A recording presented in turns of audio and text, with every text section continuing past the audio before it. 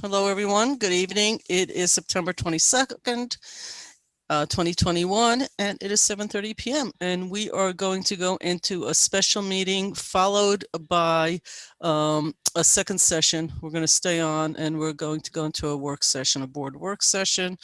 So this meeting will come to order and we will do the pledge. Pledge of allegiance to the flag of the United States of America and to the republic for which it stands, one nation, under God, indivisible, with liberty and justice for all. And we will take attendance, and I think we're going to have that done by Stuart Kahan, correct? Thank you, Mayor. I am acting clerk tonight. Trustee White. Present. Trustee Quezada, Deputy Mayor Quezada, I apologize. Sorry, present. Trustee Lopez. Here. Trustee Fritchie. Present. And Mayor Levin. Here. Okay. Do we have anyone in the audience who wishes to comment on any of the 3 agenda items that are on for tonight's special meeting? For those of you that are attendees, if you want to raise your hand, if you want to participate, and I can call upon you and bring you over to speak.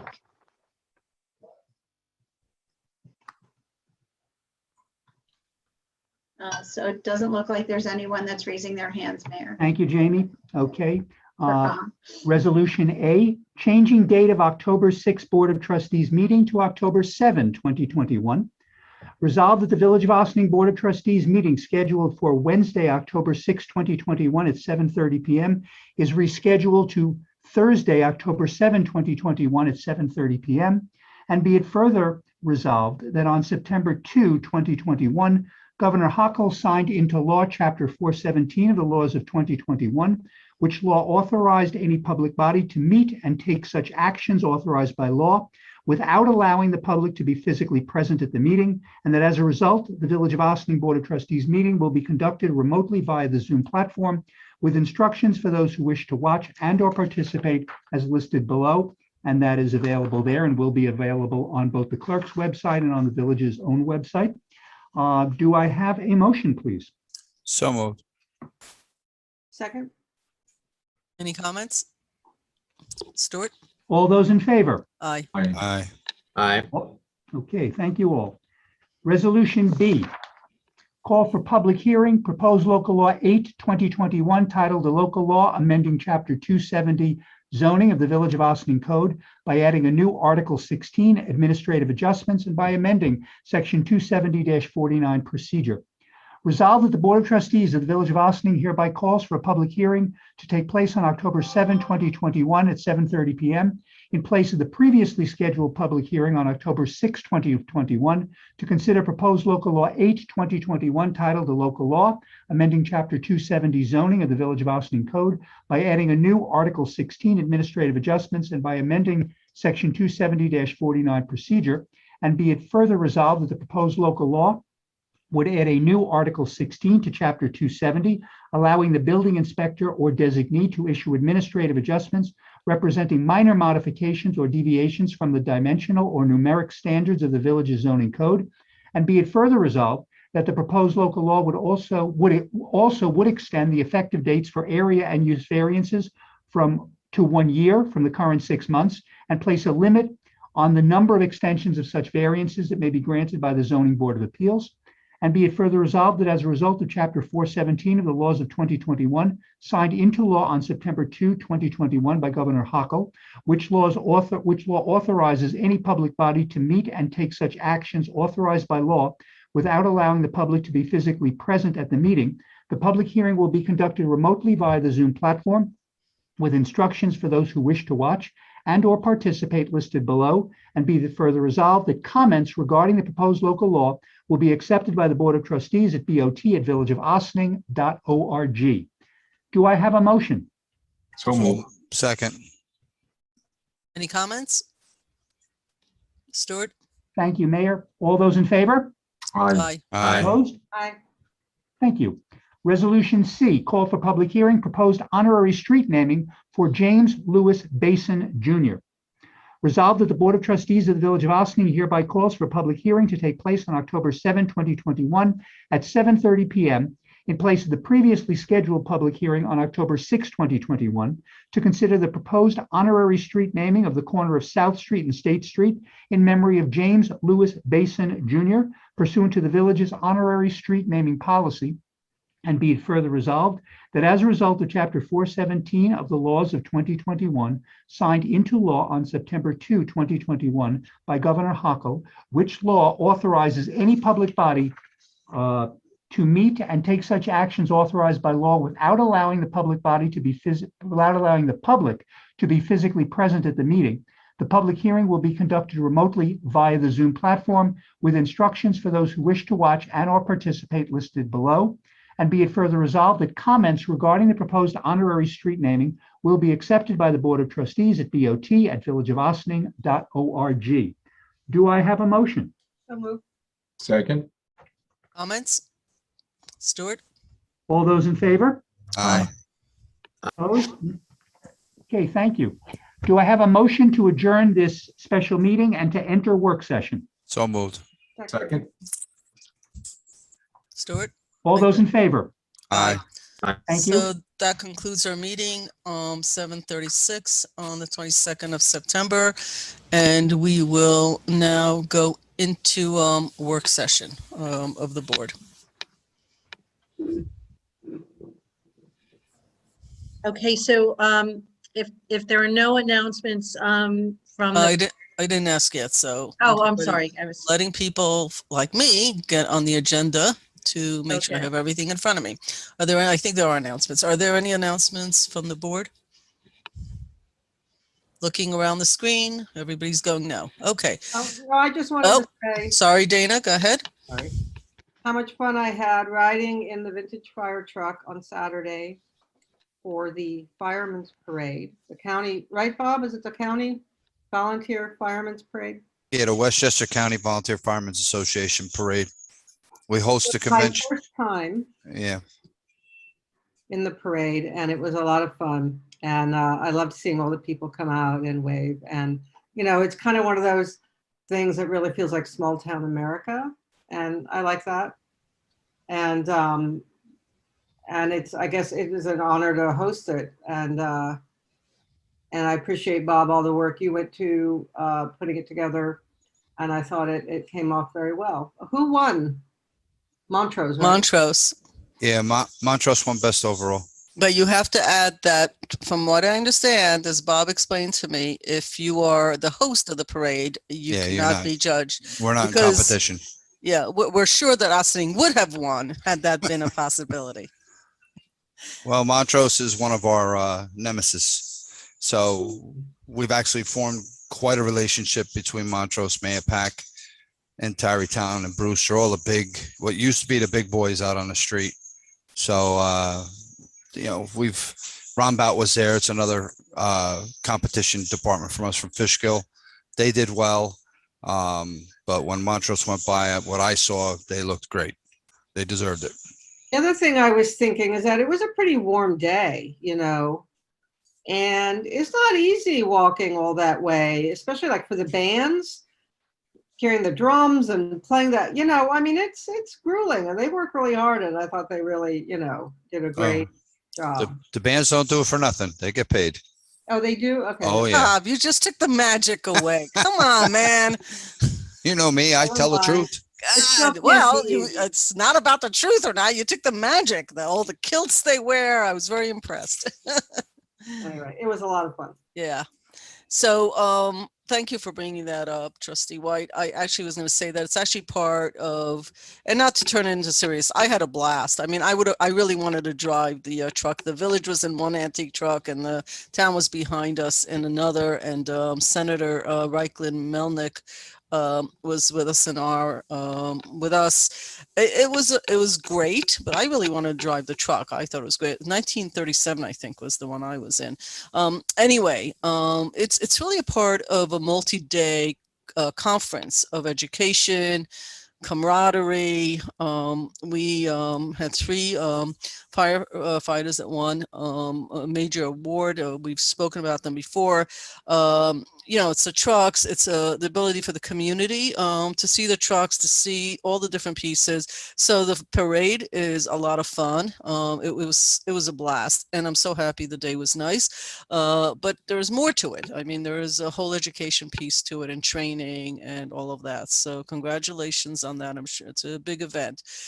Secondly, I want to say that I have to be, and I posted about this, the Austin Children's Center has been around for more than a century. It does some great work for pre-K through school-age children. It's not a new location anymore, but it's still relatively new for where they are.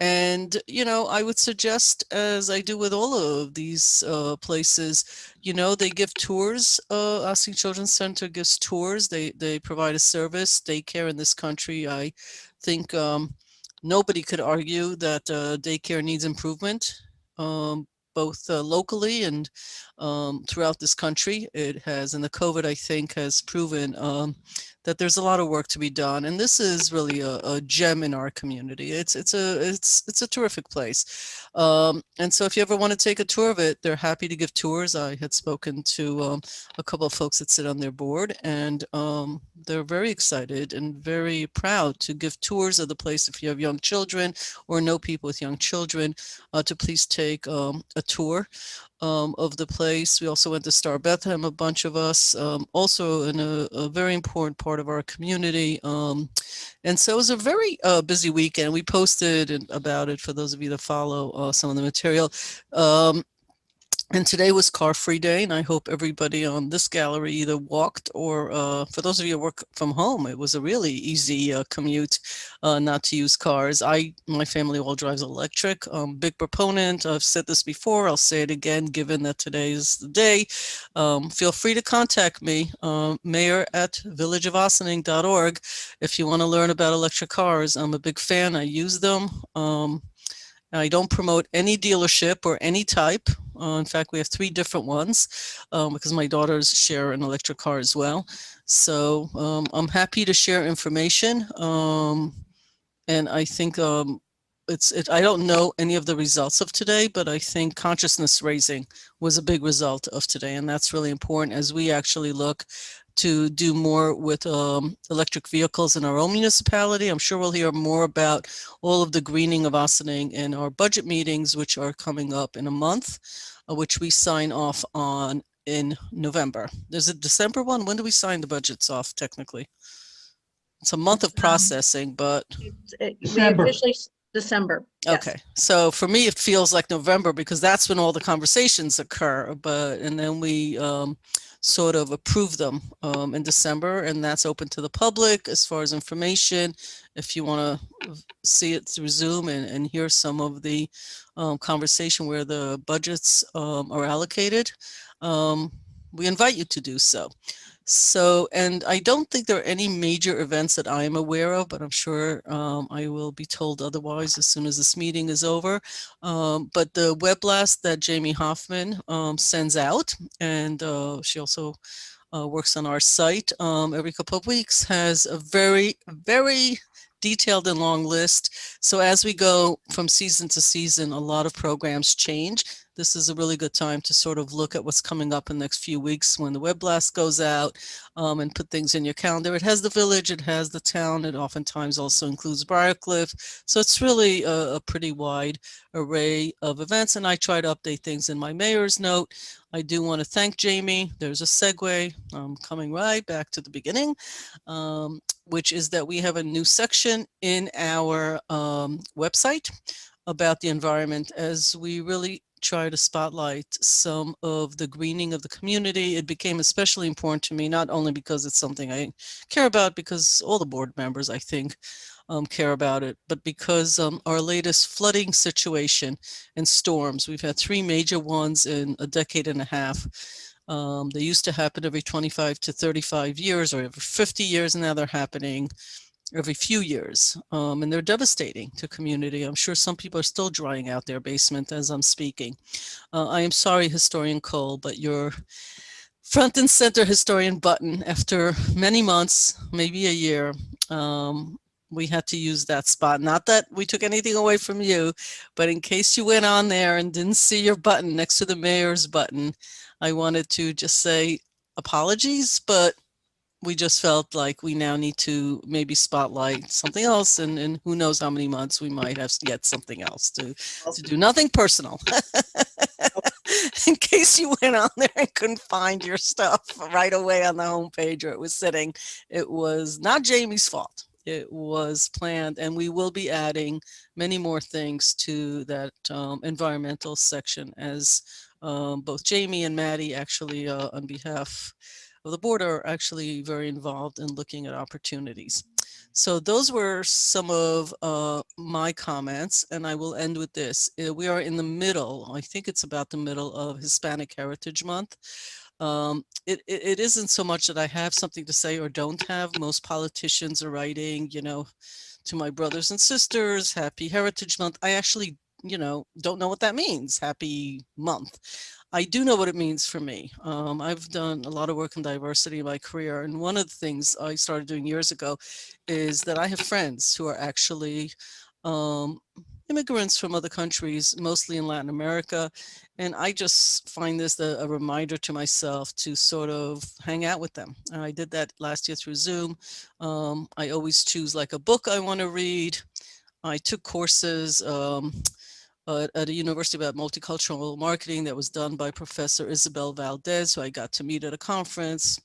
I'm always looking at some of her work and what she did. I use it as a time to sort of take a little breather and sort of say, hey, what's going on in this community? The Hispanic community is a big part of Ossining, but even before I lived in Ossining. It's just a personal suggestion. I'm just sharing that with some folks. Read a book, read a poem, watch a documentaries. It's just a point of sort of taking a deep breath and saying, hey, it's a nice time to sort of think about this community, give it some space and learn something from others. And I think the fact that Congress made this Hispanic month, I don't know if that was the goal, but for me, that seems to be just very helpful personally. And I think learning something new from other people is always a good thing. There's no downside to that. So I'm going to conclude on that note. I took 9 years of Spanish. I cannot say more than 5 words. So my apologies, but my heart is in the right place for the Hispanic Heritage Month. So Karen Diatori, Village Manager, please take it away. Thank you, Mayor. Tonight, we are going to start with our village historian, so she will be front and center tonight. We have 2, she's going to give us a background for 2 street namings for the board to consider. The first one is Barbara Klapkowski, apologies. And the second one will be Dream Ioni Shepherd. So with that, I'd like to turn it over to our historian, Joyce Hochul. Good evening, everyone. Good evening. So I started, my first application tonight would be for Barbara Klapkowski. It was submitted by Donna Hannon. I conducted my research by consulting the following sources: an interview with Donna Hannon, online memorials, a telephone interview with Assemblywoman Sandra Galiff, Joseph Clark, former planning board chair, and a written statement by former mayor of Austin and William Hanauer, and many, many, many articles about Barbara.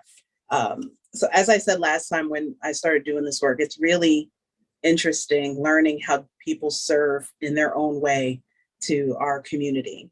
Barbara lived in Ossining for 59 years.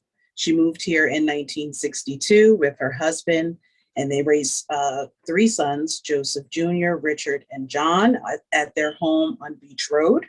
And she remained there until her passing this year. Barbara was extremely active in this community the entire time she was here. starting with her kids as they navigated through the Ossining School District in their participation in Boy Scout Group 49. And she was a long time an active member of St. Augustine's Church, and everyone talked about how instrumental she was in their most profitable fundraiser, the White Elephant Sale. And we all know how hard it is to raise money, and she did this incredibly, and they couldn't talk enough about how well she did for the church. As a concerned citizen, this was actually my favorite part of reading about and learning about Barbara, is that she attended so many public meetings that they invited her to join, to apply to be on the board. And she did it. And that started 30 years of service. If that's not contribution, I mean, we all work jobs that pay us for a pension for 30 years. And she did this for free. She gave 30 years of her life to the planning board, and she oversaw 1,500 applications. That's just, it's incredible. And she always encouraged, and she not just oversee it. She would go down to the sites, she would ask questions, she went back and educated herself so she understood the field. I mean, she really immersed herself in it. And then when they said that she would go to the diner on Sundays and talk to the residents about how they felt things were going, and she would use those conversations to, and how she would approach the application she was doing. She just seemed very dedicated. And I saw a lot of articles about her. I mean, if you didn't stop for a school bus, Barbara was coming after you. You had to, she wanted everybody on cue, and she really cared very deeply about this community.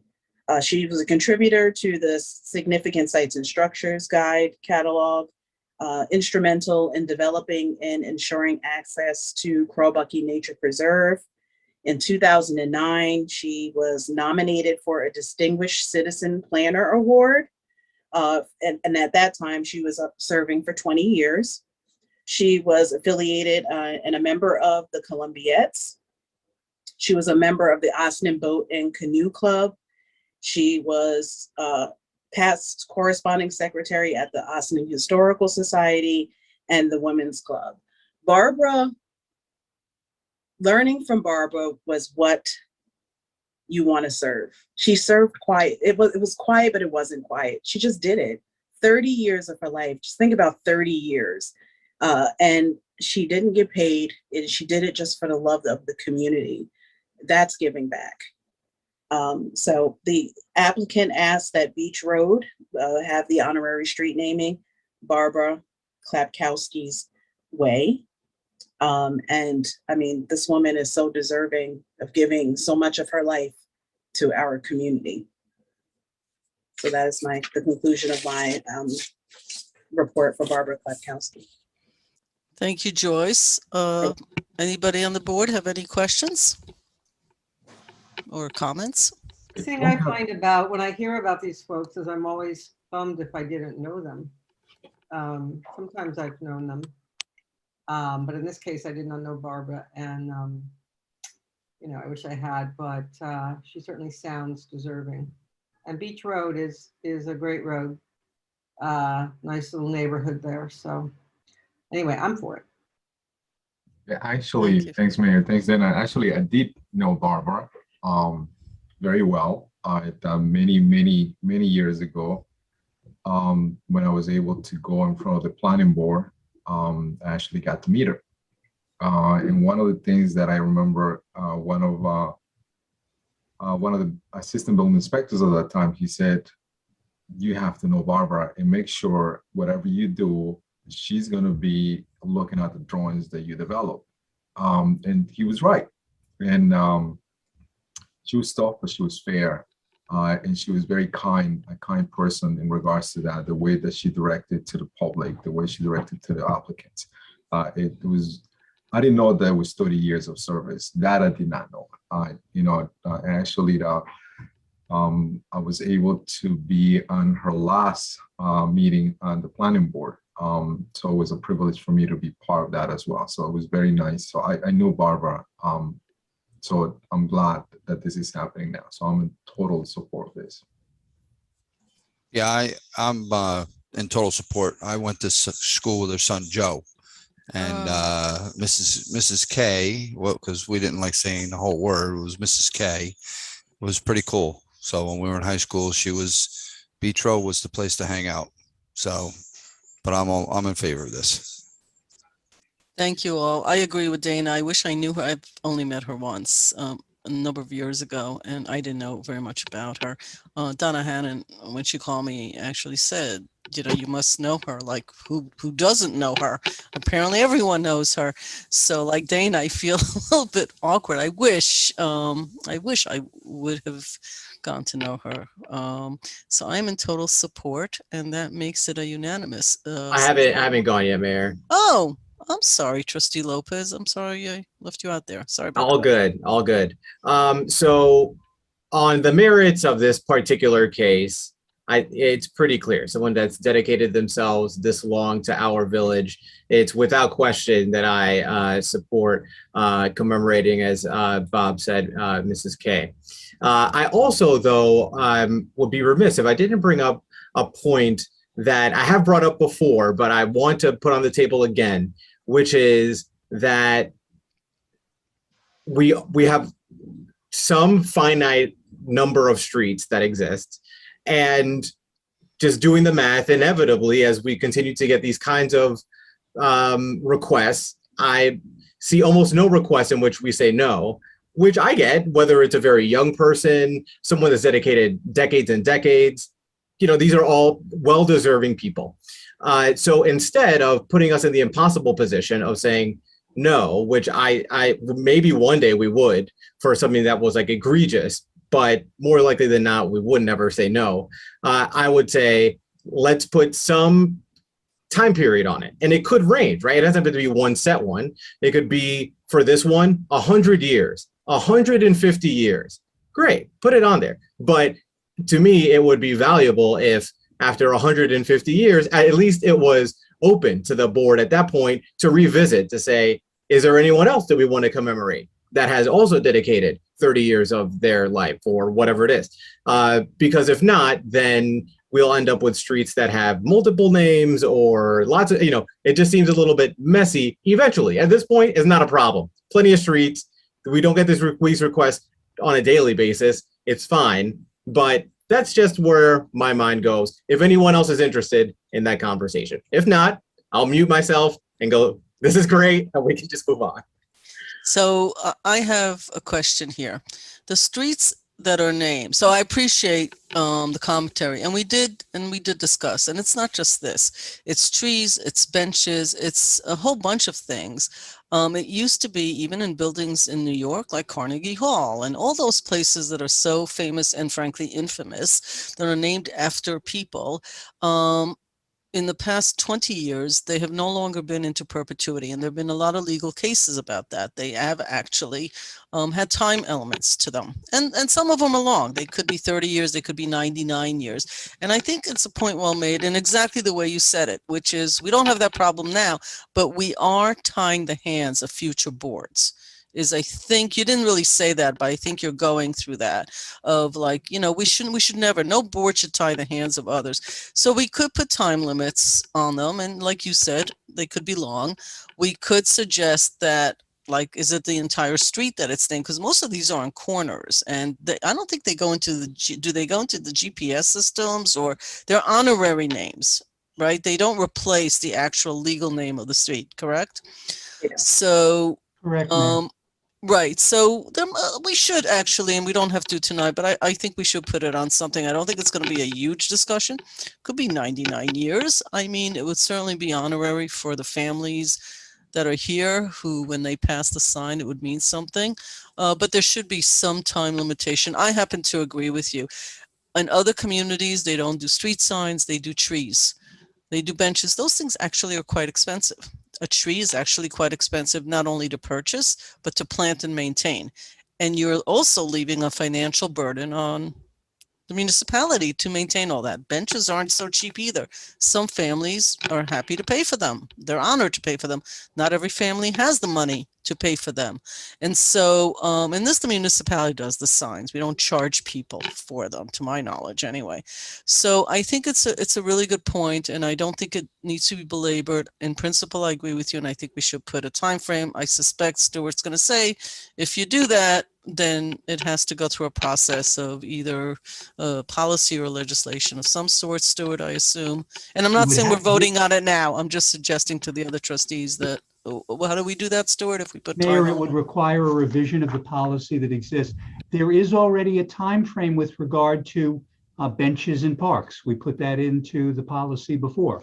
But with regard to the street naming, and I do understand what Trustee Lopez is saying, I do wish to also point out, from a percentage basis, I don't even think it's 1% of the streets that are involved. It's a very, right now, it is a very small number. But if you wanted to make a change like that, you would need to change your policy. Okay, so we have that answer and we'll think about it. I think when I sat on EAC, when we were looking at benches and all that, we actually did approach this exact issue.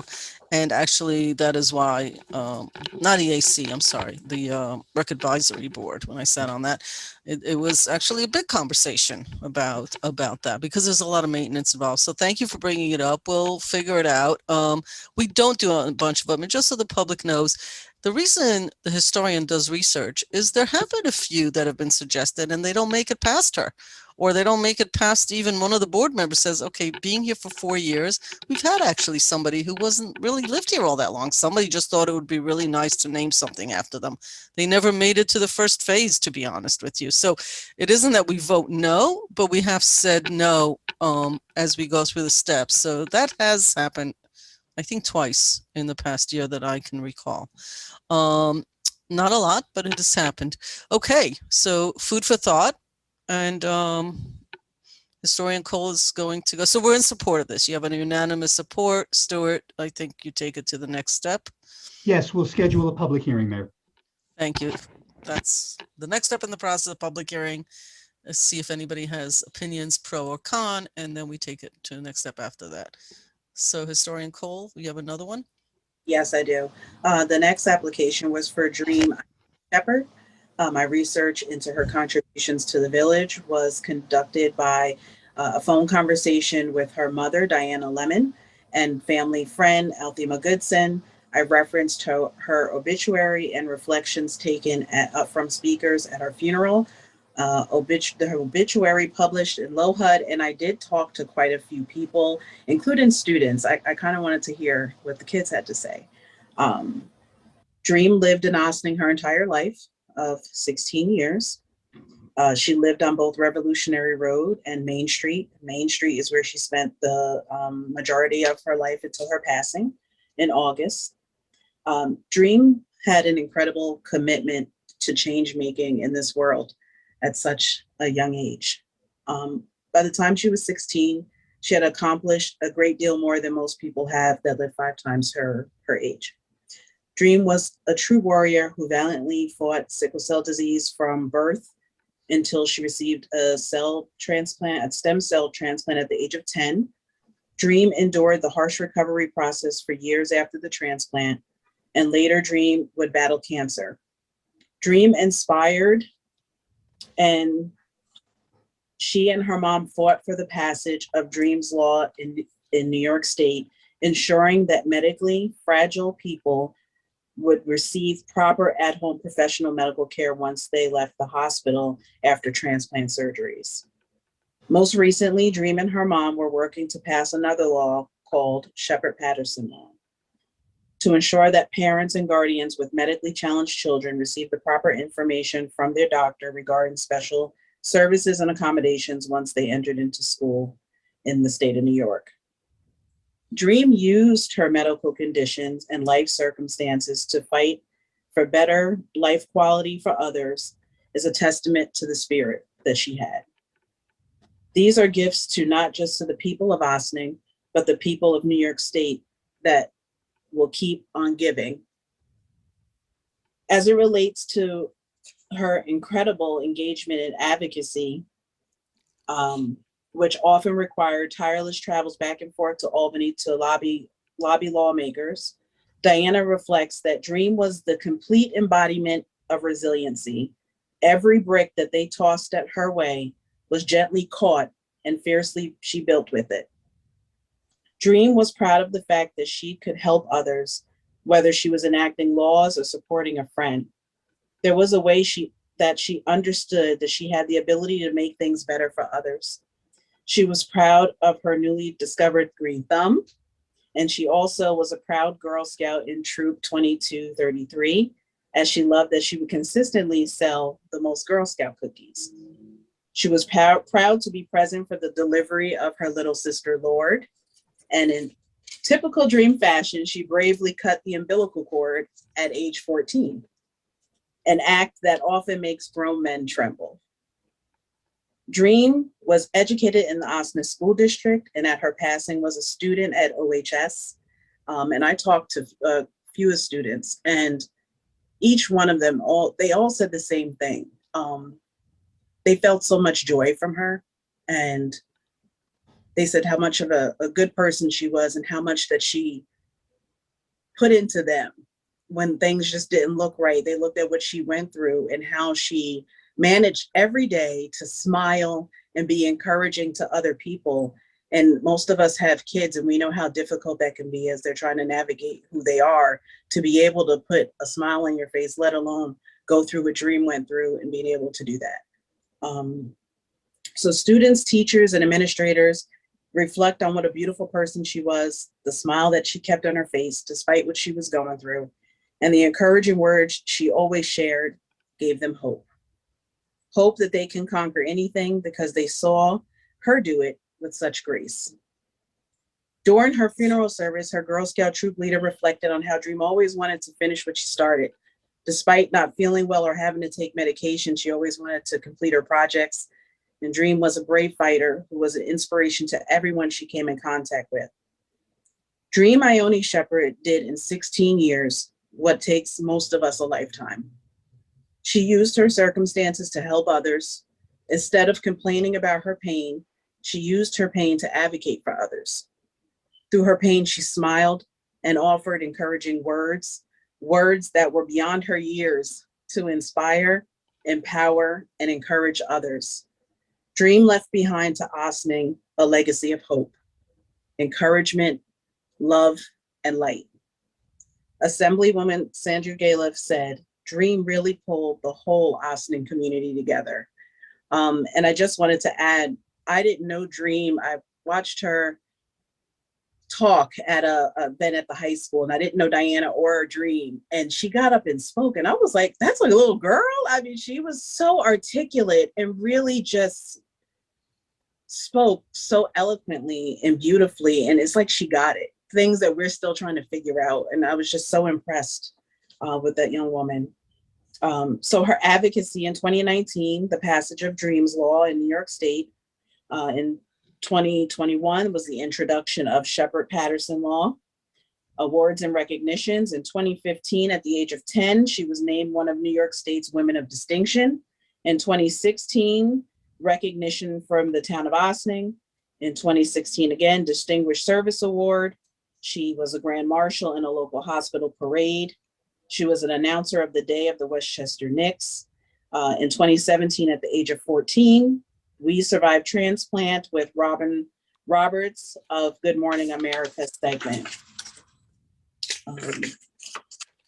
She also performed at Radio City Music Hall through the Garden of Dreams Foundation. She performed at the Beacon Theater with the OAR 2.0 chorus. She was a Girl Scout since kindergarten, a member of Star Bethlehem Baptist Church, and a youth member of the Osnan NAACP. The family requests that Main Street have the honorary street name, Dream Shepherd's Way. That is my conclusion of Dreams. Actually, no, I do want to add something. That young woman's life, we all struggle with things. And as adults, we have a hard time smiling through it sometimes, and we lash out or we just don't know how to deal with it. And watching a young child be able to just endure what she endured And to be able to pour into other people the way she did, that is contribution. That is a beautiful contribution to her community and to her friends and her family. So she contributed to this community hope, positivity, light, and legislation. That is the conclusion of my application. Thank you. Much appreciated. I know that there might be people here, and Jamie, we normally at this time will ask family members, but before we do that, and I see that Ms. Lemon is on, before we do that, I didn't do that with Barbara Klapkowski's. I'm sorry if I'm mispronouncing it. I'm tripping over myself. So if there was anybody here regarding Mrs. K, as Bob had said, we can bring them on after we, if we want to bring on, I don't know if Diana Lemon wants to say a word or two. We are going to have a public hearing about this if the board approves this to the next step where people can come. But I see that Dream's mom's on here. If she wants to say a few words, you can raise your, okay, I see that you've raised your hand. We're going to bring you over, Ms. Lemon, and then if there's anybody here for Mrs. K, we'll do that afterwards, after we go through this. And I apologize for not having done that earlier. Jamie, can you bring her over? I Is she did. on? There she She's is. on. She needs to turn off her camera. Turn on her camera. I apologize. There you are. Hello, Diana. My condolences on your recent loss. Thank you, Rita. Thank you. I was emotional, so just give me 1 second, to kind of ground. Joyce, thank you for putting together her story. This is still very rough for me. I'm one that has a lot of words, and I'm at a loss for one right now. I just want to thank you all for considering naming the street after Dream.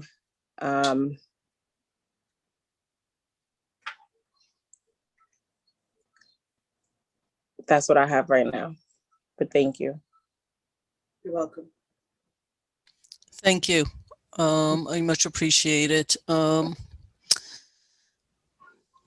Any comments from the board about this application? This is actually an application to then move it to a public hearing is what we're doing. I can go, Mayor. Thank you, Joyce, for telling us about Dream's life. I brought up Dream earlier as well, a couple of meetings ago, and I want to recognize you, Diana, for coming tonight. I share Enrica's condolences to you. I can't imagine what you're going through. The strength that you've had tonight itself is, you've done way more than I could even imagine. So I could not more emphatically support this, and I'm grateful to you, and I'm grateful to Dream.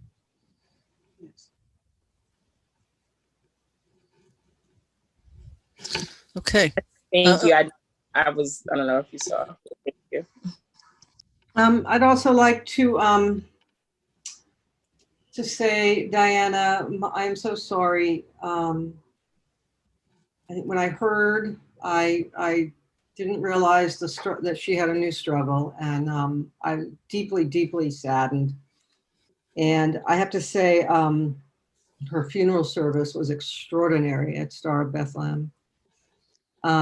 Just a series of speakers and singers, and her father was amazing, read a poem, and Diana was amazing, and the feeling that was there for her was just overwhelming. And I can't think of anyone more deserving of this honor. So Thanks.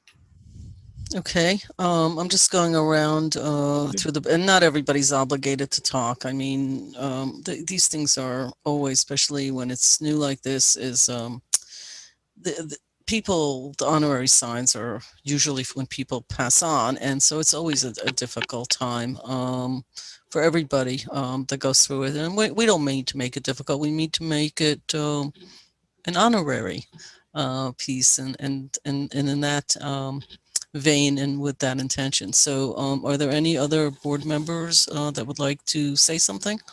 Yeah, Mayor, if I may. Sure. Thank you.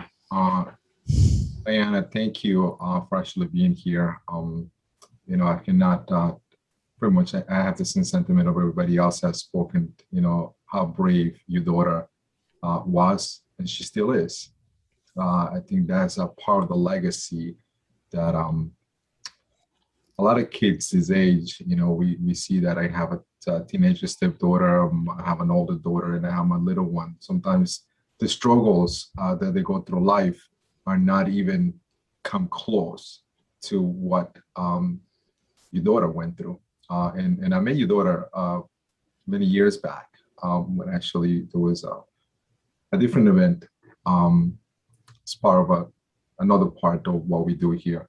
And she spoke, and I was like, wait, she, just like Joyce said, it's like, wait, she speaks that way. I was like, you know, the public forums for her were like natural. It came natural for her, you know, the way she spoke to people, and it was amazing. So I enjoyed every single time that I had a chance, either seeing her video, just seeing her around, you know, saying something about anything. It was inspiring. So thank you for that opportunity to, at least I got to meet her a couple times here. So it was, I'm totally in full support of this as well. And I'm here. thank you. Thank you very much, Deputy Mayor Casada. Mr. Fritchie. Yeah, I would just like to reiterate my colleague's comments, and I do express my sincere condolences to you, even though I did not know her. Thank you. Thank you, Bob. And I just wanted to add, I went to a funeral, and Sandy and Dana and I were there. It was very moving. Really, I thought about three things. Number one, so much of the commentary that made that she had an amazing smile.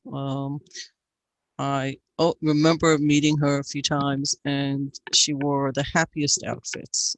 Just looking at her made people feel good, and it came out at her funeral. And my thought was that she really,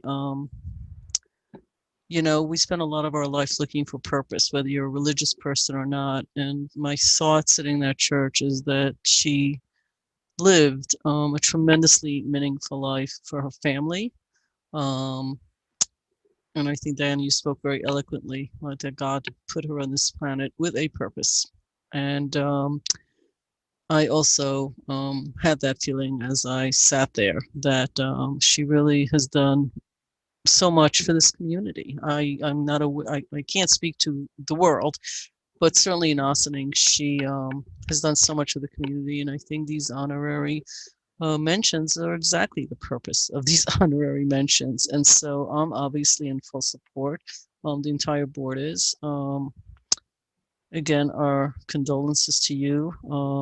I got to speak to her father for a very brief few moments. He was so distraught. I thought it was hard, but at least got to say, you know, a few words. And we will take this to the next step because there's a unanimous agreement on the board that this is exactly the purpose of these honorary street namings. So thank you for being here. And we will take this, I think, Stuart, to the public meeting through the process. Correct, Mayor. We'll call for a public hearing. Thank So, you. Mayor, I also wanted to bring to your attention that Mr. Fry had his hand up, but I don't know if he wanted to speak to Barbara Kay or if he wanted to refer to speak about Dream. If I could, I would be remiss if I didn't attest to Barbara Klapkowski's service. I had the honor and pleasure of serving alongside Barbara for many of the 30 years and under her chairpersonship. Barbara was my mentor when I joined the planning board as a much younger person. And I learned much from Barbara, particularly grace under fire. Barbara was committed. I learned commitment from Barbara. I learned much about public service from Barbara. And I considered her a very good friend. And this warms my heart, sincerely.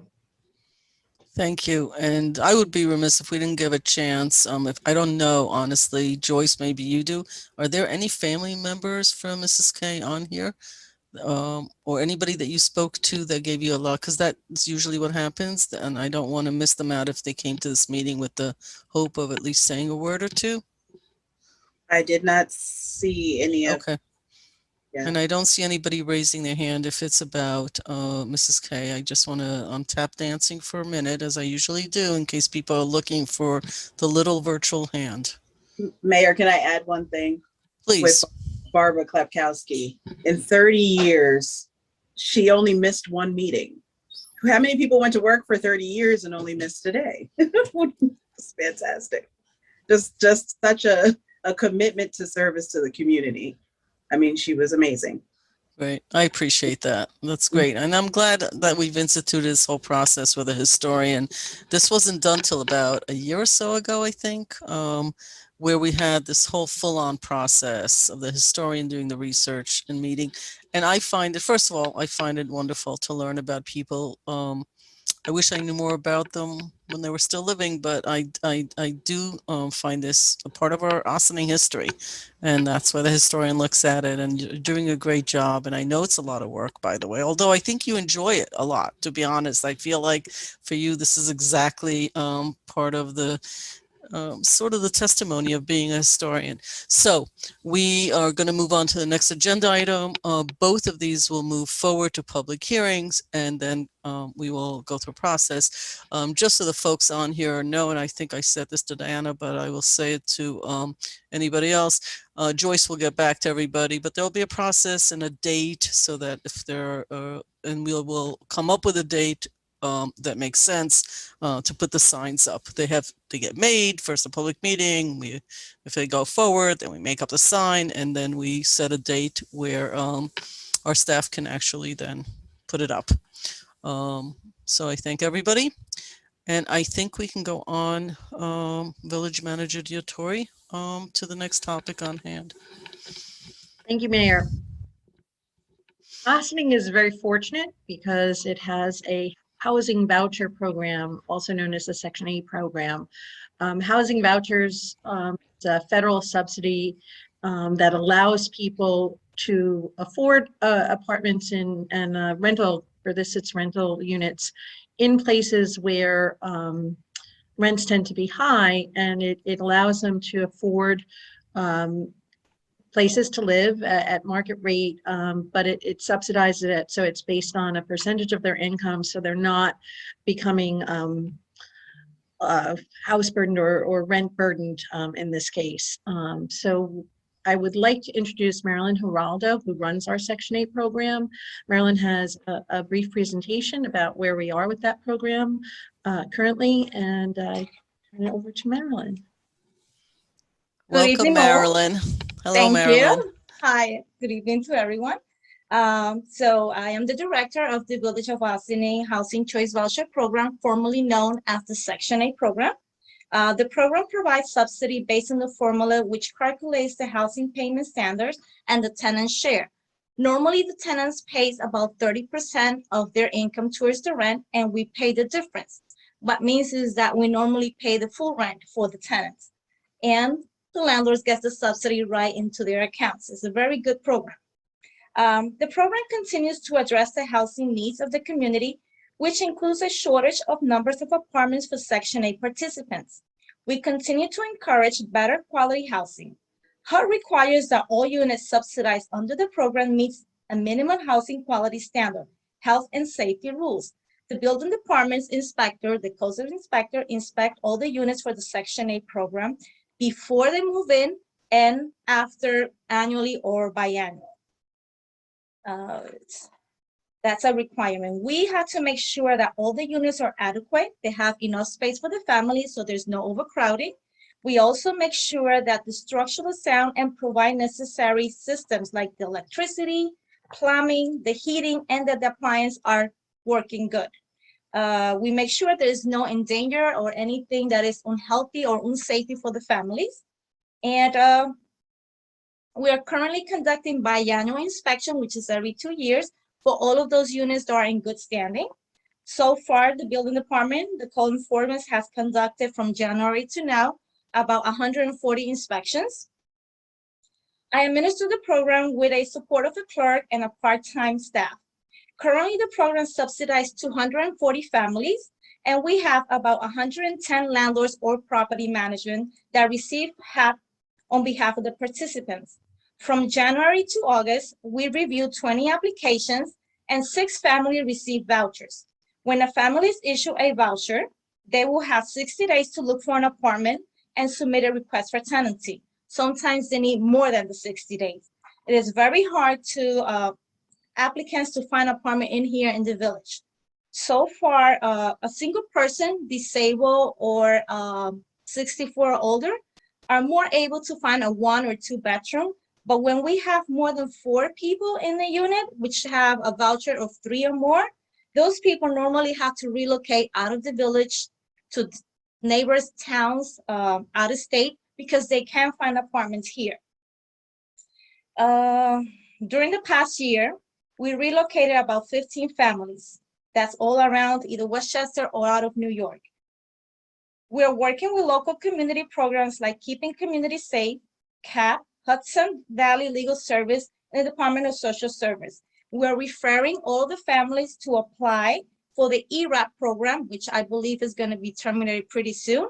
But if they're facing eviction or they're late on their rent from March last year, I believe, to now, if they apply, they can still get service, and that is still running. We're also helping all the families that recently lost the unemployment. As you know, as of September 5th, unemployment benefits ended. So we are now trying to adjust all of those families' rent, and hopefully for October 1st, their rent will be reduced or adjusted depending whatever their income is. But there are a lot of families affected. At the present time, the waiting list is closed. There's a total of 370 applications on the waiting list to be served and waiting for vouchers. This list will be purged at the end of this month. And if you want to check your waiting list status, they could go to www.waitlistchecks.com or call 1-800-376-5058. The staff and I will be undergoing online trainings for reexamination, portability, waiting list, and file management. We're currently not accepting any walk-ins. It's only by appointments. All the annual reexaminations are done electronically by phone, by email, fax, or they could drop off papers, or we could make copies for them. But right now, it's only by appointment, and most of everything is done by phone. The fair market rents can be found at the Village of Ossining website. Go under Section 8 Housing, and under Documents, you will find the fact sheet that has all the fair market rent. Effective January 1st, these numbers will drop. I just want to give you the payment standard because we are above the fair market rent, 10%, which is 110%. And for the studios, we are giving up to $1,525, which is $1,525. For the 1 bedroom, it's $1,781. For the 2 bedroom, $2,137. For the 3 bedrooms, $2,732. For the 4 bedroom is $3,105. We are currently looking for landlords that want to advertise with us. We will send you the tenants or the participants. You will interview them. And once you choose one without discriminating based on their vouchers, we will pay for the rent. we really need landlords to come. We do have about 15 to 20 vouchers available, and we're going to be calling people from the waiting list, hopefully to lease up those units, but we need landlords to please call us 914-941-0751, or they could send me an email at section8@villageofossining.org. Go to the website. There's also more information there how to lease your apartments. And I think that's basically done for me for now. Thank you, Marilyn. Always great to hear from you and see what's going on. Let me open up for questions and comments. And by the way, I haven't seen you in a while, and I haven't seen you in person in a really long time. So always nice to be able to see you. So anybody on the board, questions, comments, thoughts?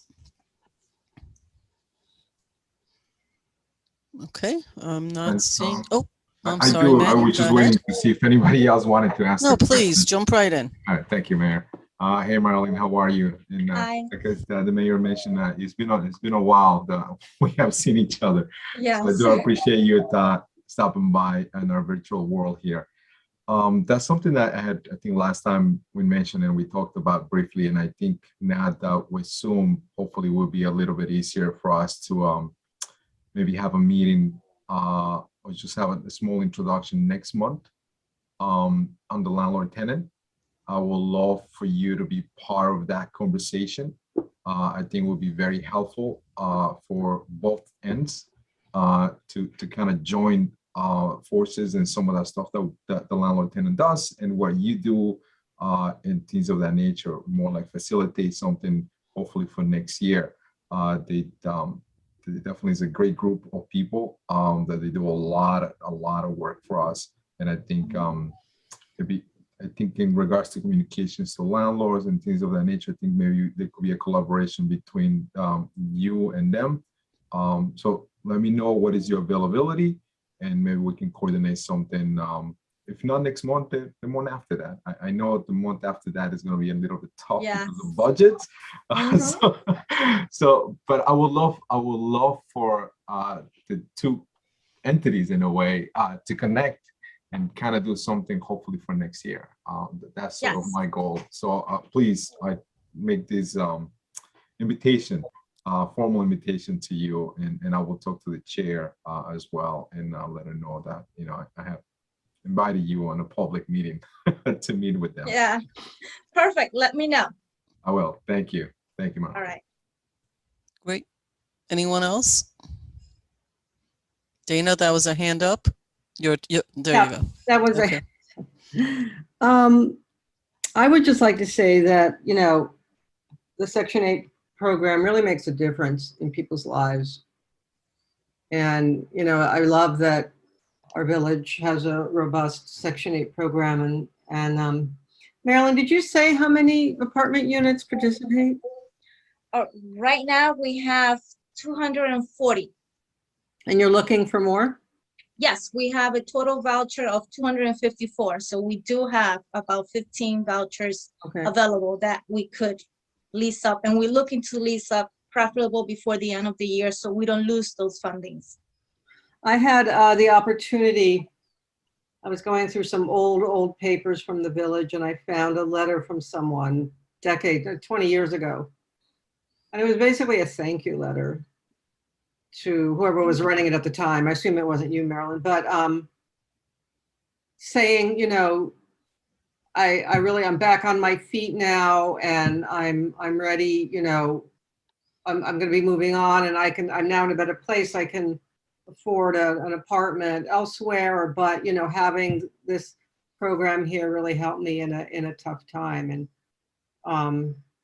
because some of the people who do it, it's temporary, right? It's not necessarily forever, right? Yes. So I just think it's really great that the program is there to help people, because it's so important. Thanks. Thank you, Dana. Anyone else? Okay. Marilyn, thank you for joining us. I'm glad we have you on a regular rotation, as they say, because it keeps it keeps the information fresh. It allows the public, and it's recorded, to learn more about it. It's really important that what Dana asked about the number of vouchers. I see Althema's on the call. Man, I think Althema's still on the landlord, so I know she's listening to this. So that committee has really taken hold. So I think, I appreciate it. And I'm sure in some of these rough times that we're going through, that this is even more important in the community. And I'm very proud of living in a community that actually has an office, because most municipalities that are villages and towns actually don't have an office. So I'm proud that we're able to still do it, to still have an office, that it's still in the heart of the village with access to folks. So thank you and your staff for all that you do.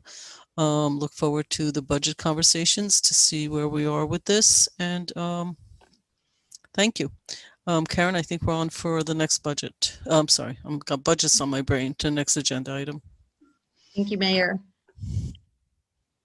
Recently, Ossining initiated the first youth bureau in 30 years in the county, and we hired Mike Garcia to be our youth services director running the youth bureau.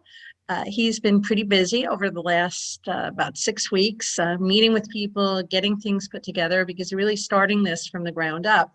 Tonight he has a brief presentation to give an overview of what he's done so far and where he's at.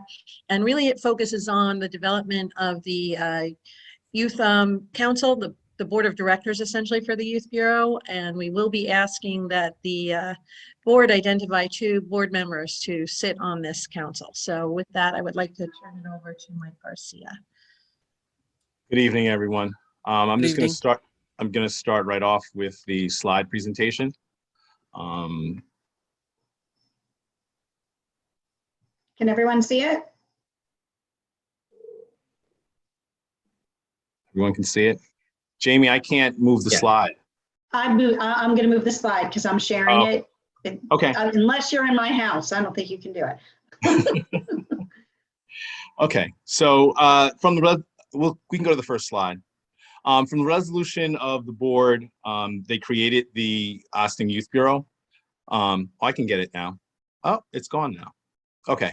So the Youth Bureau, as of August 4th, I was named as the Youth Bureau Director, Youth Services Director. We keep going back and forth between those 2 titles. But since then, I've had several meetings. I've met with the White Plains Youth Bureau, Westchester County Youth Bureau, talking about sort of how do we set up our youth bureau, what kinds of things did they do. There's really no roadmap for this. So going forward, we're creating our own.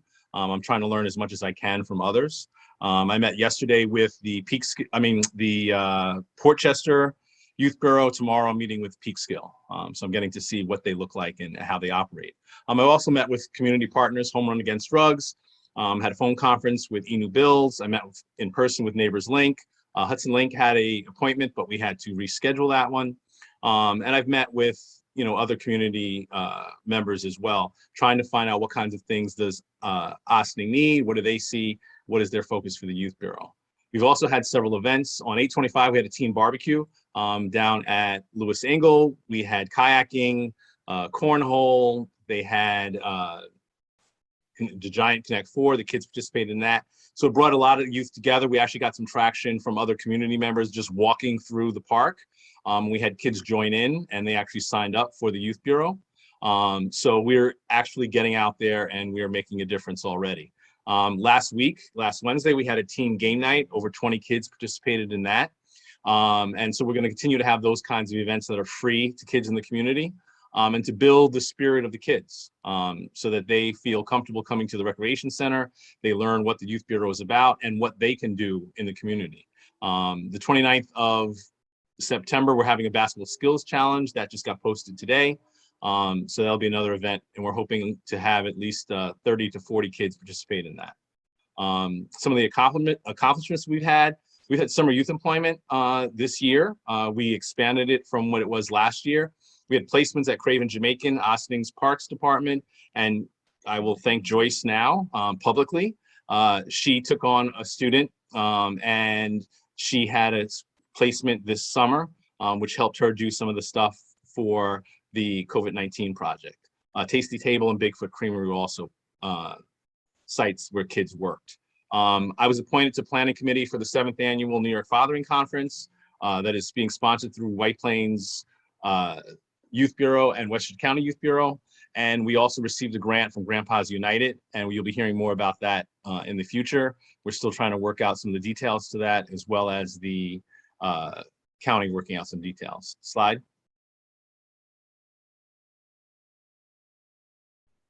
So the Youth Advisory Board, and again, this is from the resolution of the board that created the Youth Bureau. The Youth Advisory Board is going to comprise of 15 members, 3 youth members, ages 16 to 21, 2 Village Board of Trustee members, and then 10 general members. So the goal is to have, of course, representative of the community. They must reside in the village, of course, and have a demonstrated interest into the needs and problems of youth. So they have to have some background. It's not just someone who wants to do it all of a sudden can join. They have to have some demonstrated connection to working with youth. So the village board will be appointing the chairperson of the Youth Advisory Board. The term is to be 1 year, not to exceed 2 one-year terms. And then the Youth Services Director is an ex officio member. Slide. And their powers and duties and responsibility include advising the director on policies and plans that can promote positive youth development or prevent delinquency and crime. They're going to promote and collaborate among employers. I mean, ultimately, they are the advocacy for the Youth Bureau. They are helping to build the capacity of the Youth Bureau through their relationships and connecting with other organizations in the community. So they are a vital part of the advisory of the Youth Bureau itself, not only advising, but supporting and developing ways for the Bureau to operate. They're going to review and analyze proposals for the creation and expansion of youth development programs and recommend to the director and village manager whether to accept or reject said proposals. Slide. So they're going to be reviewing data. We're talking about doing a needs assessment. There's lots of information in OSNING. And so a lot of the recommendations are going to be coming from the Youth Advisory Board as to what direction the Bureau goes in. They're going to appoint committees as needed to carry out powers and duties and responsibilities. They're going to submit an annual report to the Village Board of Trustees, and they're going to perform other duties assigned by the village manager. Slide. So the staffing. We have the Youth Services Director, we have the youth worker, and we have a part-time staff. All of the staff of the Youth Bureau have to have New York State background clearance, training in mental first aid, positive youth development, child abuse recognition and reporting, general safety, evidence-based training, and additional training in collaboration with OSNING Union Free School District. The way that this was written, there's a lot of connection to the OSNING schools, so that'll be a very close working relationship. And they need to be reflective of ethnicity and community diversity and ability to connect with youth and developing positive relationships. Again, they must have some connection to youth in their work history. Slide. The Youth Council. So initially, there is no roadmap for the Youth Council, but the way I've written it so far is that the initial council for 2022 will have at least 10 youth ages 13 to 21, representative throughout the village, trying to make sure that we are connecting to every part of OSNING. There are pockets of the community that seem to be underrepresented from the conversations I've had. So hopefully we're going to make sure that it's a very diverse group of kids that are participating. So within the initial year, with the guidance of the Youth Advisory Board, the council will develop their own mission and structure. And the goal is for the Youth Advisory Board to work with the Youth Council along with me to help create what the future of the Youth Bureau is. And so from that core group of the Youth Council, they're going to nominate the youth to the Youth Advisory Board. Slide. So the main objective of the Youth Council is that it's community-supported, youth-led leadership to provide guidance and carry out advocacy on behalf of other OSNING youth. And we really want to focus on civic education, civic engagement and education. So the goal is for them to learn and develop their leadership skills. Last year, the first year that we started this was a summer leadership program. So a lot of the leadership things that we did with those youth, we hope to replicate and do with other youth. And that helps build the capacity for youth to participate in an effective way as leaders in the community. Slide. So member commitments of the Youth Council is a 12-month term initially that's established by the Youth Council, and expectations include but are not limited to the attendance at monthly meetings, participation in the committee, maintaining and submitting report cards and grades. We want to make sure that they're focused on their futures and their education and supporting them in that any way that we can. Making sure that they're representing themselves and the council in a respective manner and acting on behalf of Austin youth, setting aside their personal agendas. Actively participating in community outreach, dissemination of information. I mean, ultimately, they are going to reinforce the mission of the Youth Bureau. Slide. The timeline. The goal is, because the Youth Advisory Board is supposed to operate on an annual, the appointments are on an annual basis. In the first year, some of the expectations are different. And that was shared with, that's part of the original presentation from the board of what the Youth Bureau is supposed to do. We're going to start having recruitment and informational meetings in October, English and Spanish, virtual meetings, as well as during the farmers market, trying to figure out different ways to formally and informally introduce the Youth Advisory Board to the community. We're going to request for applications to begin in late October and close in mid-November, and a vetting and presentation of candidates to the Board of Trustees in late November. Again, the Board of Trustees is appointing the Youth Advisory Board, and they will be appointing the lead of the Youth Advisory Board as well. Slide. We're going to hire a youth worker to coincide with the Youth Advisory Board schedule for January 2022. And that goes through the civil service process. And so we'll be vetting people and reviewing things in early November. And based on grant requirements, hire other part-time and seasonal staff. We do have another grant that helps support the Youth Bureau. And we also have funds that have been already approved by the board. Slide. The Youth Council has no formal requirements. The plan is to have an actual meeting in early October, trying to build capacity for the Youth Council. I've had kids participating since last year in various programs and activities. So the goal is to keep that going and to build from that. So I will carry out recruitment for Youth Council through meetings through October and November. And then starting in January, we're going to request formal requests for those kids who want to be on the Youth Council. So we're setting a structure for how kids join and participate as the formal Youth Council of Ossining.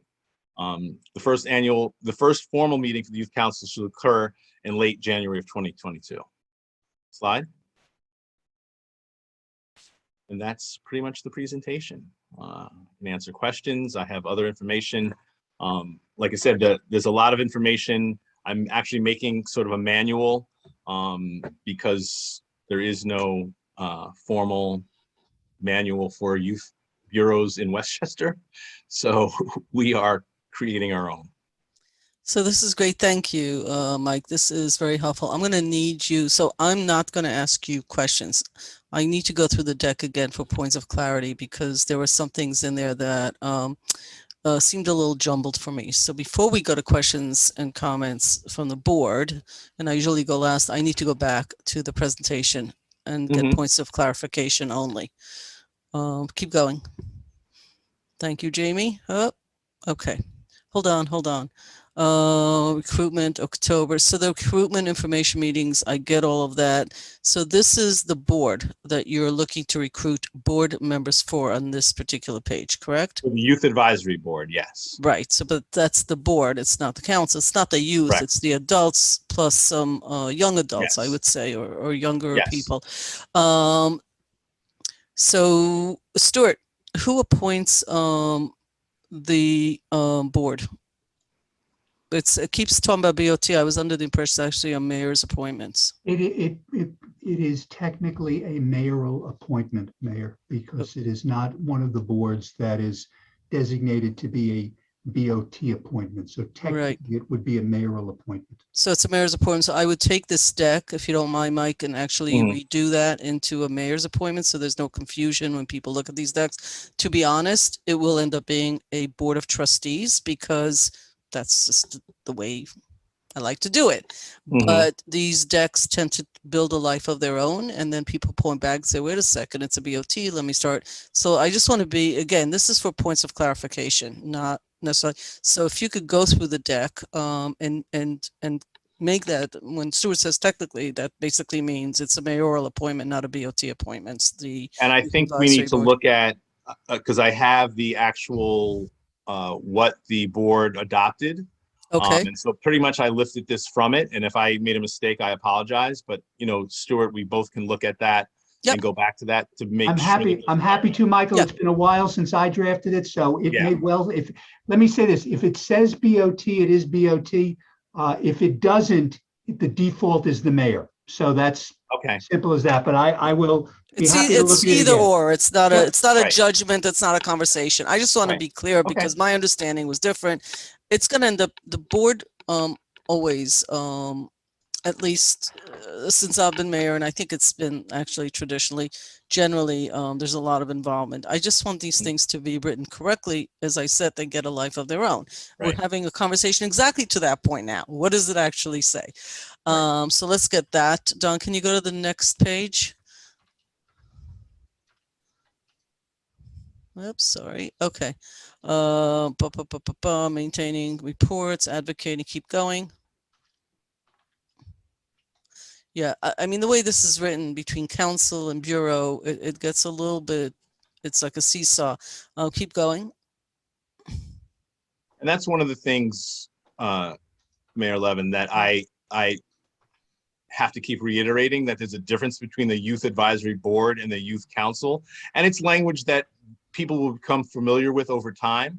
We just have to make sure that we stick with the language and we keep reiterating it. And eventually people will understand the difference. Right. I get it. And you'll have to do a little logo thing or colors. It's all new. And look, the reason it's new is because we haven't had for over 20 years, there's not been a youth bureau established in Westchester. We've said that many times before, but let me just go through the pages. I had an issue with the timing and I didn't know where you came up with it. So just let's move to back. That. Yeah. Jamie, that's towards the end. Yeah, it is towards the end. Oh, hold on. Oh, sorry. The reflecting, yes. So, but reflect ethnicity. This is for what? Do you have a bullet here saying reflective ethnicity and community? So this refers to the top line that says staffing. That's what you're referring to.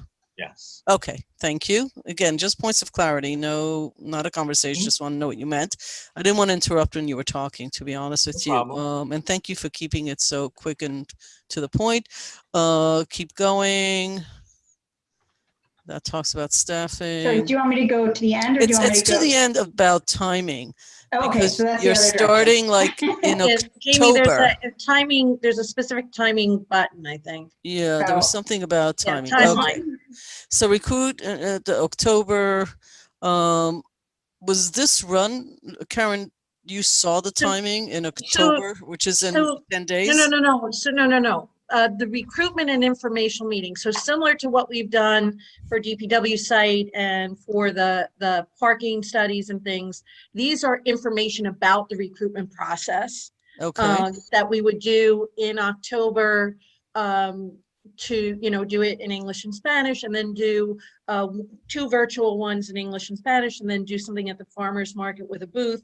So really getting information out to people about what the Youth Bureau is, what it looks like, and what the recruitment process is, so they understand it. And then we would request applications to begin late October and close. We could even extend it longer if we wanted to, but the idea would be that we would like to have appointments in December and in anticipation of the youth board being able to start in January, because it does run on an annual basis. If it is a little tight, if we have to extend it, we can, but this sort of gets us to where we need to be. All right, so someone else is doing all the vetting and all the looking, and then presents it to the BOT in late November, in the middle of budget season, with only 2 weeks notice. So the whole thing you think is going to, I'm just saying somebody should look at this again. So we In can, concept of all the other things that are going on and expectation of the availability of BOT and staff, I'm just saying somebody should just look at this. That's all. so we can certainly extend it. I think it would work very similar to the, you know, the what we have planned. It is tight, so, and looking at holidays and budget and everything, realistically, we were maybe ambitious, but if we have to push it off a month, we can do it so that we can do it more comfortably too.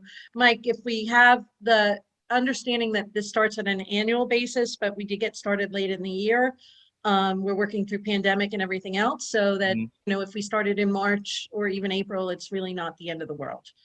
Yeah, the first year out, I don't see that as an issue, but going forward, the way that was in what the board already adopted, it was on an annual basis. So that thought has to go back again to when you have to re-up appointments, what does that look like prior to the end of the year or the start of a new year? Right. Okay. And Just food for thought, there's a couple of because different ways to do that. I think. yes, there are. This is not the first board that's been set up, and when things don't happen, that sort of struck. I didn't want to stop your presentation. Again, just points of clarity. I'm all done. This was just to clarify your presentation. I'm sure people have questions, comments galore, and we're going to move on to that. So, all right. Mayor, I Mike. just want to comment because Michael is correct. Under section 190-12, the Board of Trustees appoints the local Okay. youth board. I was And they misinformed. also appoint, so it is a BOT appointment, and the BOT will also appoint the chair. Great. That makes it easier. So don't bother going back to I was misinformed. I thought it was actually the mayor. Less work for me. Yay. That's great. Let's open it up to the board, to my colleagues for questions, comments, or anything else. Could go. Anybody, go ahead. Go ahead, Manny. Michael, thank you so much for this presentation. It's been a long time coming. I said, nice meeting you for the first time, but it's not the first time, but I've seen you before. I don't have a question per se to you. I do have a question more for Karen, I guess, on this in regards to the staffing. Westchester County Civil Service, one of my favorite topics, I guess. Do we have a list? Is there a list out there that, you know, be able to help us to staff the youth bureau properly, I guess? Yeah, I think that in the presentation, it said we'd have to pull the list and No, canvas. but do we have is there a We list? have it. Is there a list out there? Because again, Oh, do you mean I have to check? So we haven't pulled the list yet.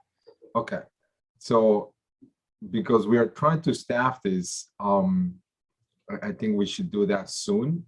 You know, so we can start, if there is a list, if there is people in the list, you know, obviously my request will be to start doing the interview process, or to start the process to get to the interview process. If there's not a list, and then we have to go out of that, obviously, as we all know. So that's sort of the only question that I have. I think is going to be a great program. I'm excited. I'm going to put my hat, I'm going to put my little name into the hat in there as two of the members. I know there's other members, I'm sure they want to do the same thing, but, you know, Mayor, I'm just putting my name down, so just in case. Yeah, I think for me, the only challenge will be Westchester County civil servant portion of that. Just want to make sure we have the qualified people to get into and to come to us. And that's it. Besides that, great work. Thank you so much. I'm excited for 2022 and see what the next programs will be there.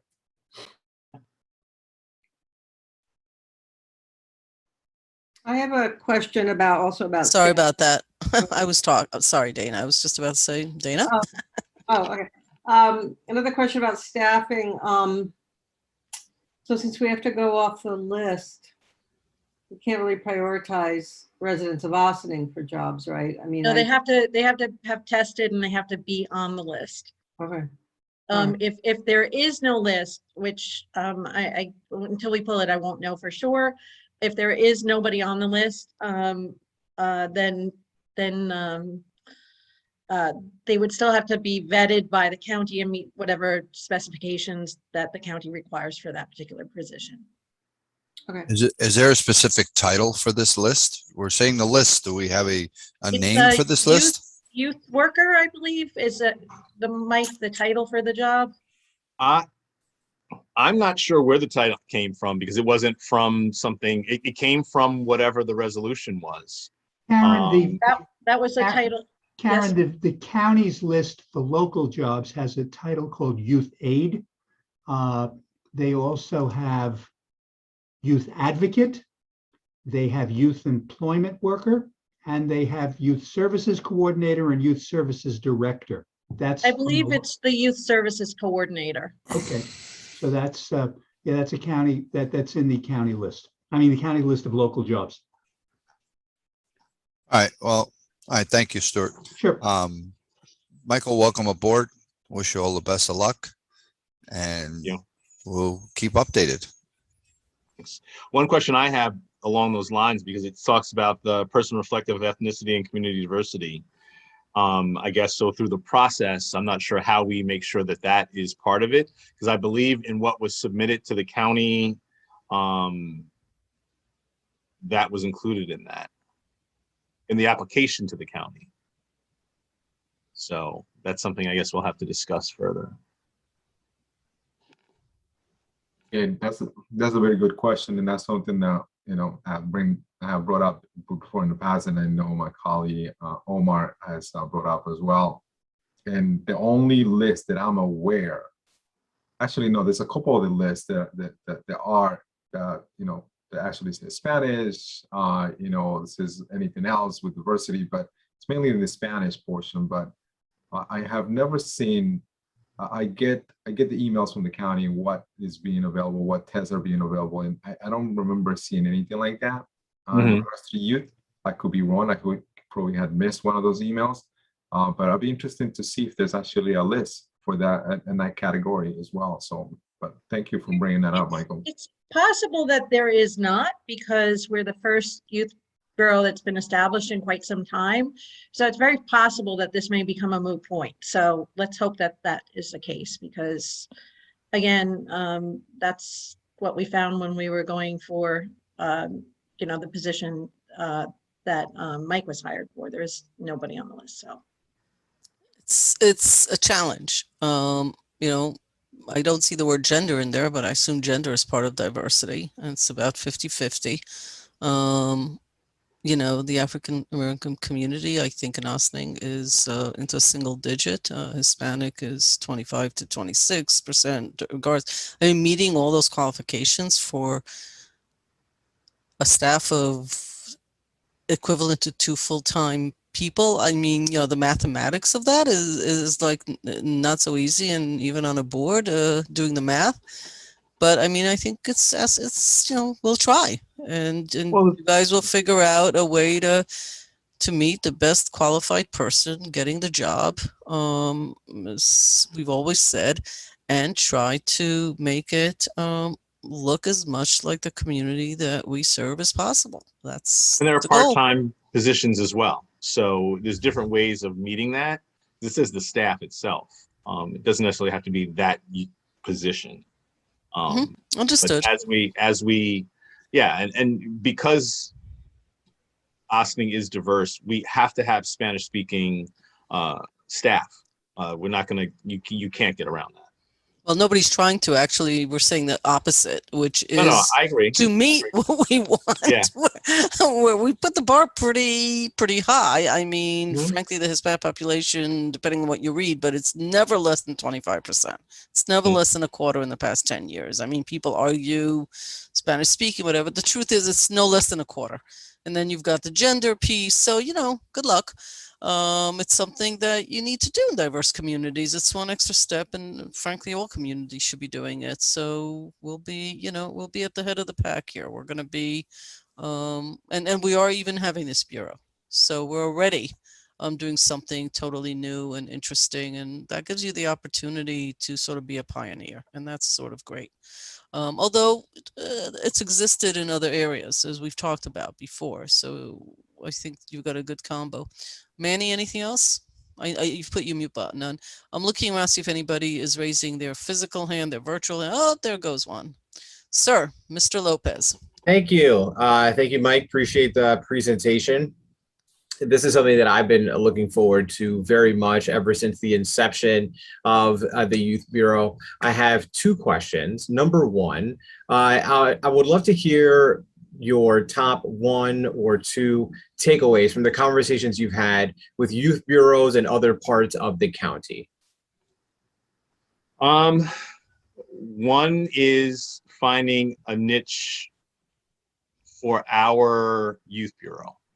Every community is different. They have different services in different communities. They have historical organizations that operate differently throughout other communities.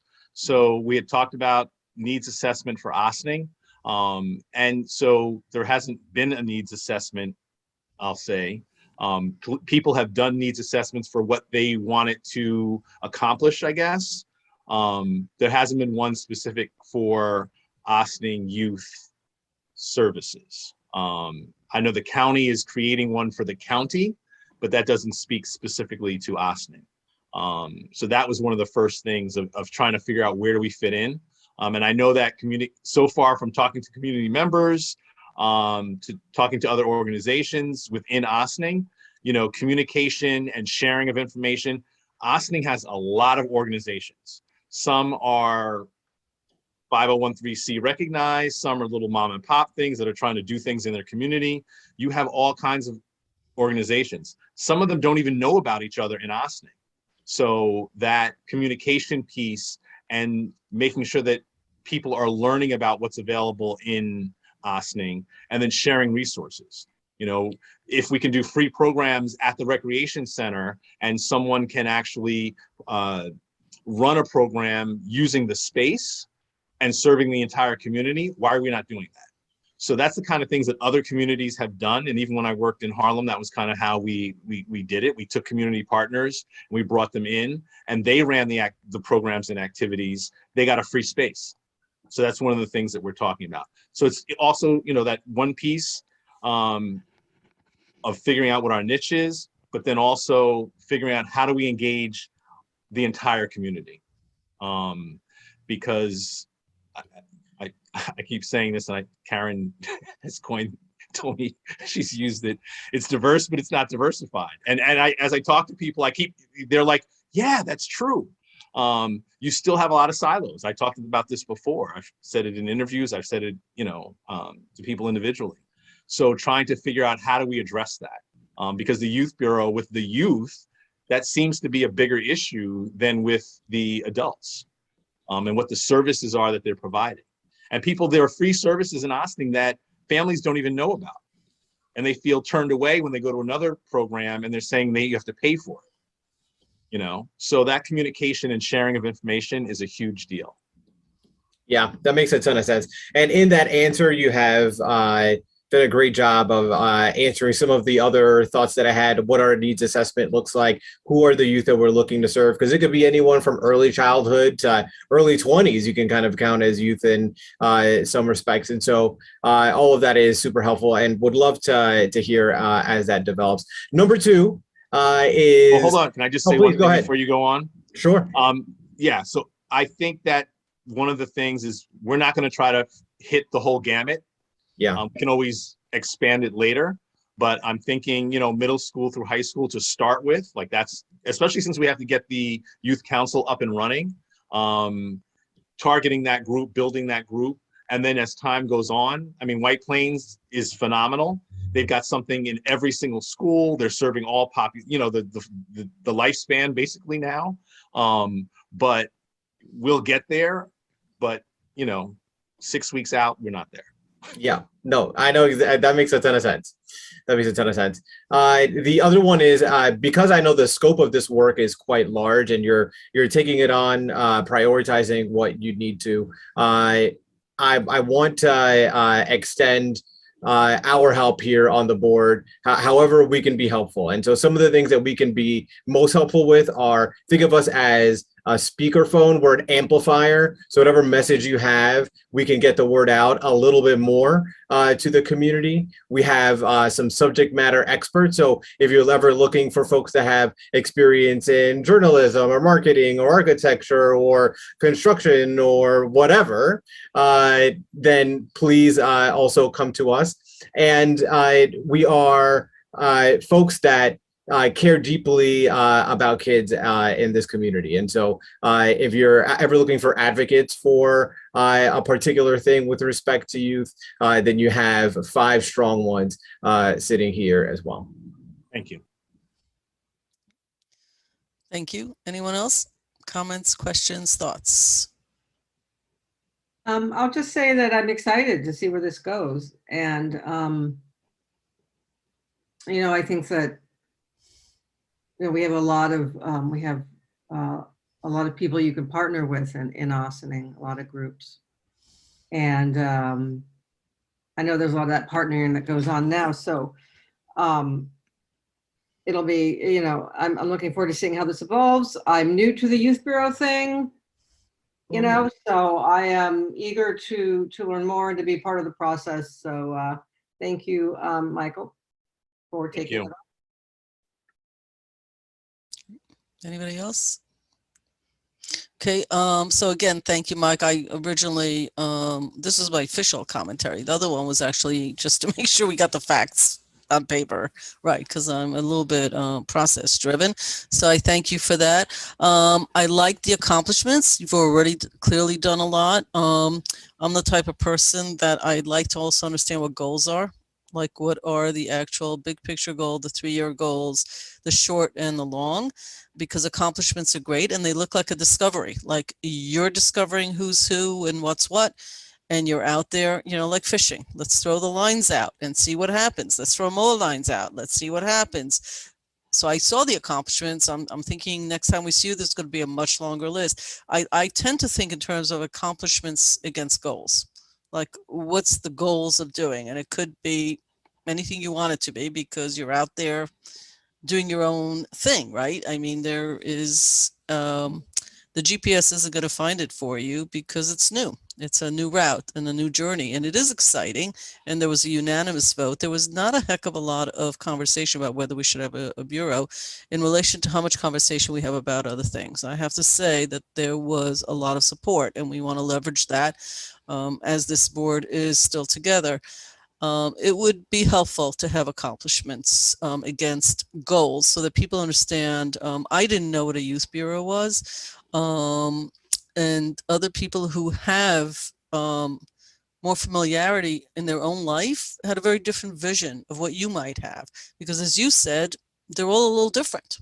And if you come from a very urban environment to a suburban environment, that also might be different as you go through it. So it would be helpful to start sort of saying purpose and goals so people have a sense of what we're doing. We just sort of talked about one, which is, the teens being the youth rather than the preschoolers, like more definitions, and that's more as we go forward. I don't need an explanation now, but just that kind of clarity, I think, would be very helpful when we communicate. And when people say, well, why didn't you choose this person? And we'll say, here's the reason. The goal is, therefore, we didn't do this or we did do that. So for us as megaphone for what you want to accomplish, both to look at what you want to accomplish and then to help you accomplish that, that would be super helpful. Another thing that's helpful is that this is sort of part of the desires of the BOT, and it would be helpful that when events occur that the BOT be notified.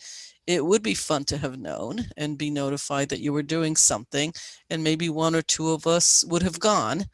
On one hand. On the other hand, you might actually say, I don't want you there. You're an adult. I want this to be an open. That's cool too.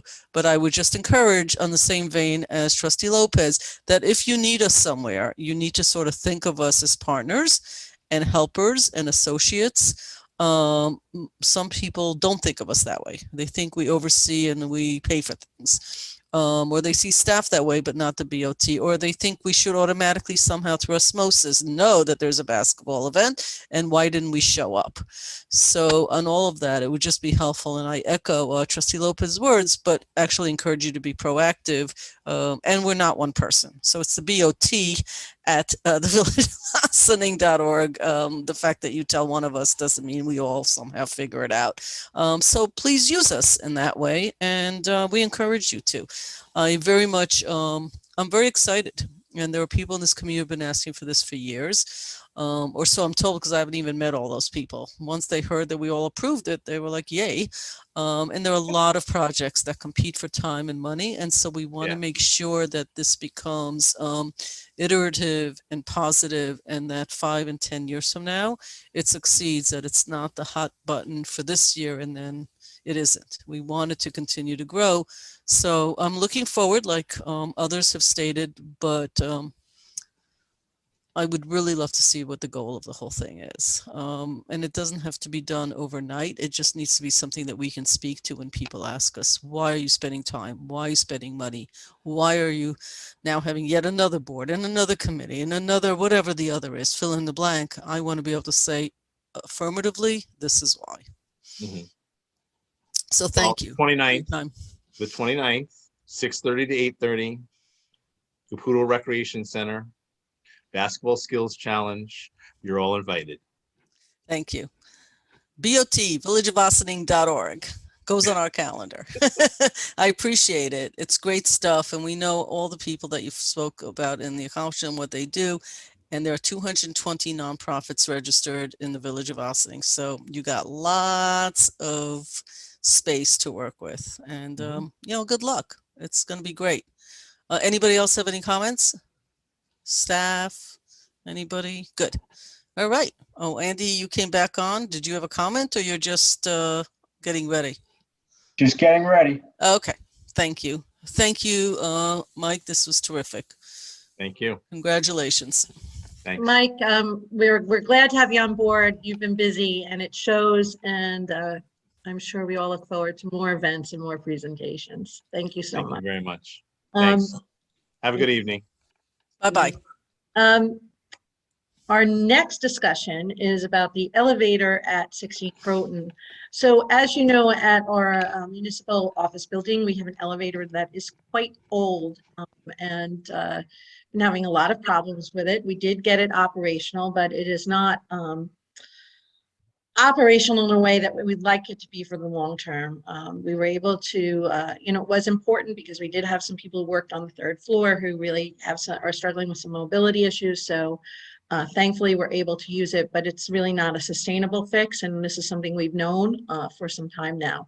So John Fry and Nexus have been working with our staff to identify solutions, and they were here, and we have Andy Teese, who's our water superintendent, but also acts as our facilities manager, to go through some options that we have for the elevator, a renewed elevator that will operate more efficiently and safely.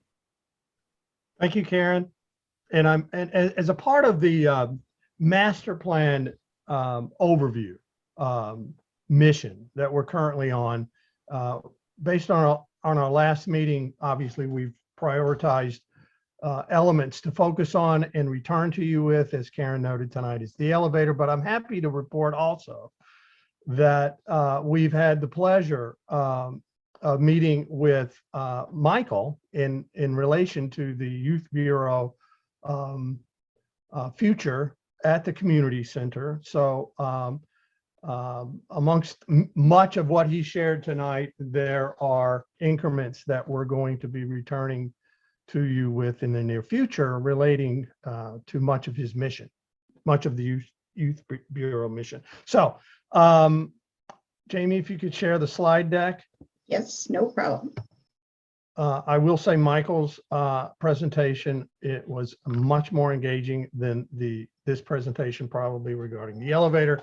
But over the last few months, we've explored what we would call due diligence as it relates to any facility that either has an existing elevator and is exploring alternatives for either upgrading that elevator or implementing a new elevator. And so we've looked at all of those scenarios. Next slide. This package, I will focus on this summary slide. There are 5 locations depicted throughout this package that we'll briefly go through. But the existing facility, as you know, as you are aware, has had an elevator, as best as we can tell, for about 60 years. That elevator has been marginally updated over the years. There are elements that are in much better shape than others. It's challenged mostly by the existing shaft size and then the antiquated technology of varying vintages that have been added or augmented over those years. We focused on the initial desire to explore what a fully ADA compliant elevator might look like, where it could be, along with what are the opportunities to renovate the existing elevator. And so given the challenges that are associated with both the physical facility of the physical makeup of the building, including it's the way it's constructed, the fact that it has a partial basement, the fact that it has a very tight site surrounding it in terms of drives and parking, we looked at 5 specific case studies. Option 1 was to renovate. Option 2 was an exterior location to the south of the building or the rear of the building. Option 3 and 4 were what might be the best facilitated locations within the building envelope. Option 2 is beyond the building envelope or the building perimeter. And option 5 is also an exterior alternative. We didn't apply budget numbers in the initial explorations. We began by examining this from a design and implementation point of view, and then what were the potential disruptions that each alternative might present. And then we began to apply budget numbers. And you can see these are organized option 1 through 5 in this slide related to potential budget numbers. So clearly renovating the existing elevator is the most cost efficient by far. Renovating the existing elevator does not achieve a totally ADA compliant component. The other 4 do. The second option is probably the least disruptive in terms of reorganizing interior spaces and or disrupting daily operations. The interior 2 options 3 and 4 are significantly disruptive, potentially to daily operations of the facility. Option 5 is probably equally easily accomplished, but it's the most impactful to the visual element of an historic building because it's on the westerly side, much more visible than the rear option, obviously. It is probably the most disruptive because it would require much interior reconfiguration. Subsequently, it's a very expensive alternative. So I think the notion that the statute regarding ADA compliance in existing buildings is a fairly complex matrix of assessments, and they range from evaluating the cost benefit and the cost related within the specific project to the number of people served. It also recognizes disruption factors in the matrix.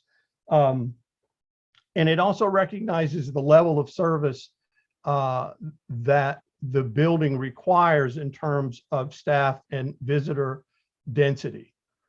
So our recommendation is, as it stands today, that the existing elevator can be renovated to the point where it's obviously reliable, it's safe, it has modifications that lean towards standard ADA compliance, but the cab will never totally comply with current ADA standards. There are administrative components that lend to the narrative in terms of where building services can be located within the vertical elements of the building. And Karen might speak to those notions as a supporting element in the due diligence process. And some of them are moving as much visitor interface as possible to the first floor, further reducing the load, the load requirement for the elevator. So we can go through quickly, I think, Jamie, if we can just advance through the slide deck and lightly touch on each one of these. Obviously, these are existing photographs of the elevator shaft and the elevator components. As I noted, it's a wide range of vintages of technology. Many of them lend to one another, to the problematic nature of the existing elevator currently. Next slide.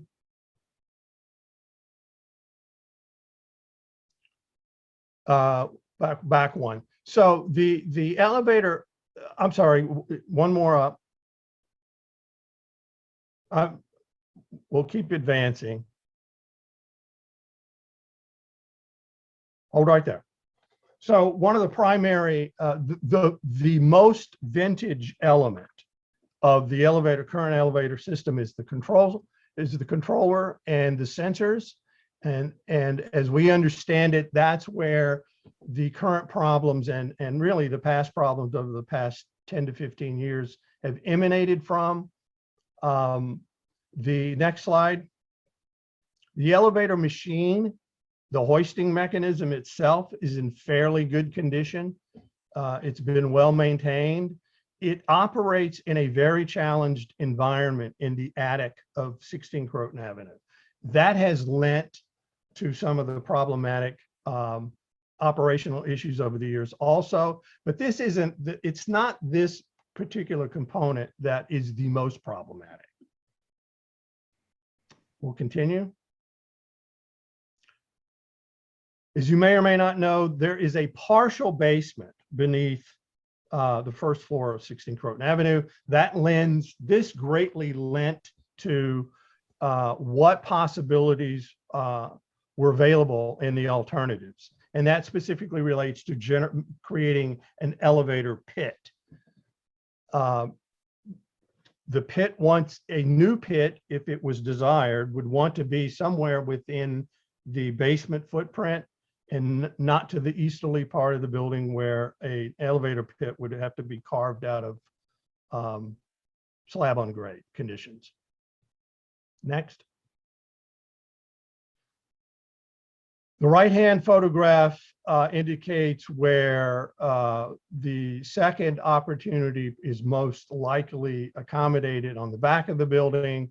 There is an area that separates, there's an areaway that separates the Section 8 offices from the main original part of the building. That area in itself tends to suggest an elevator pit could be created there. It's also the least impactful on the exterior aesthetics of the building, and it's the least impactful in terms of related interior work. This second photograph, or the southwest exterior view, is where the other opportunity we feel like is the most rational in terms of placing an elevator on the site that doesn't disrupt parking, et cetera. It also happens to be adjacent to the existing ADA route, handicap ramp, but it would require significant disruption to the second and third floor. That's why we really move that to the fifth alternative. Next, please. The tone, and this is elevator option one, which is renovating the elevator. The hatched area on the first floor plan indicates the partial basement area below the first floor. Beyond reliable hoisting mechanisms, new control systems, and the new control systems can be placed in a manner that are ADA compliant. But you can see the compact shaft that exists that we could never generate a compliant cab in. But we do know through reconnaissance that a newly constructed cab within this existing footprint would be slightly smaller than the cab today. The cab, as you've likely been in it today, is fairly compact. We do feel like a wheelchair can be accommodated.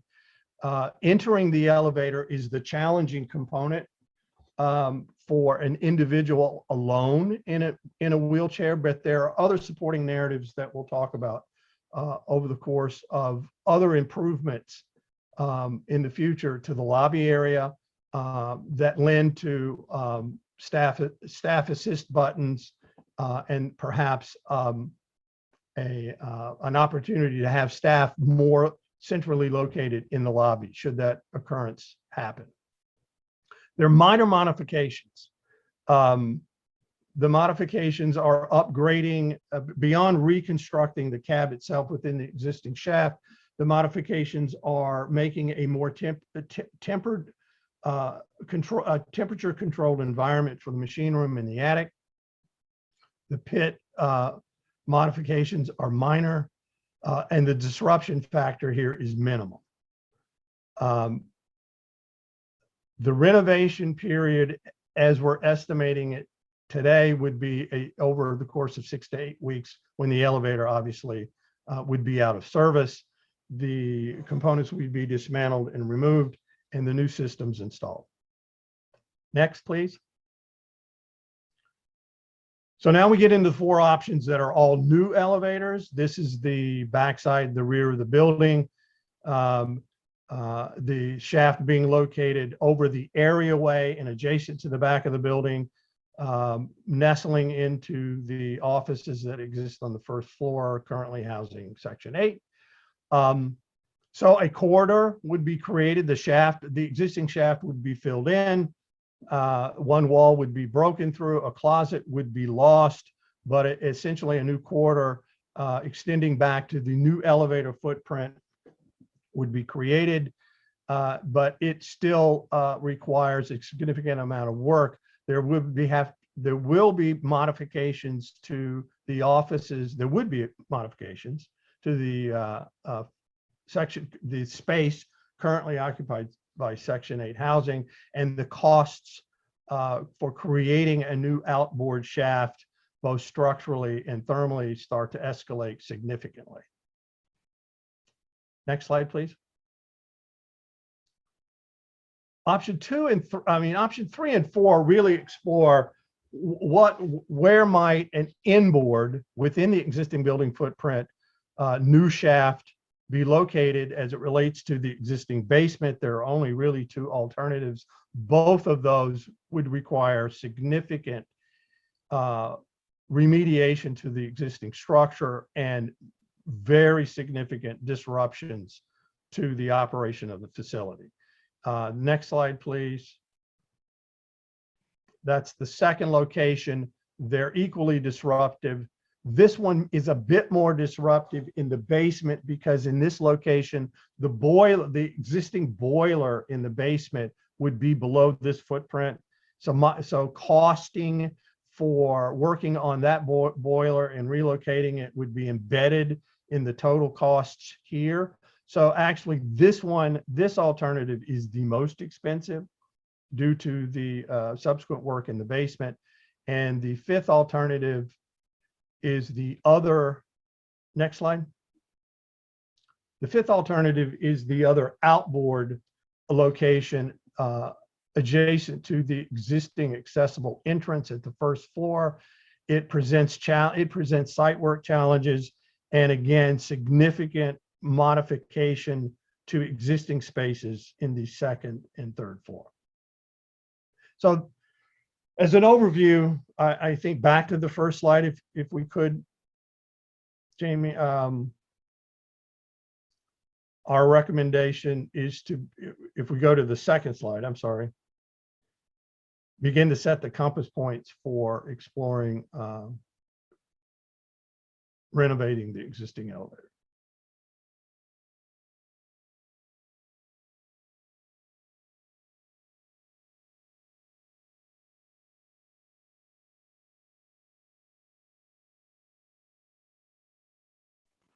John, is that it? That's it. Okay, thank you. And thank you for being succinct about a complicated issue. Can we take this off, go back to the gallery and get comments and questions and thoughts from folks?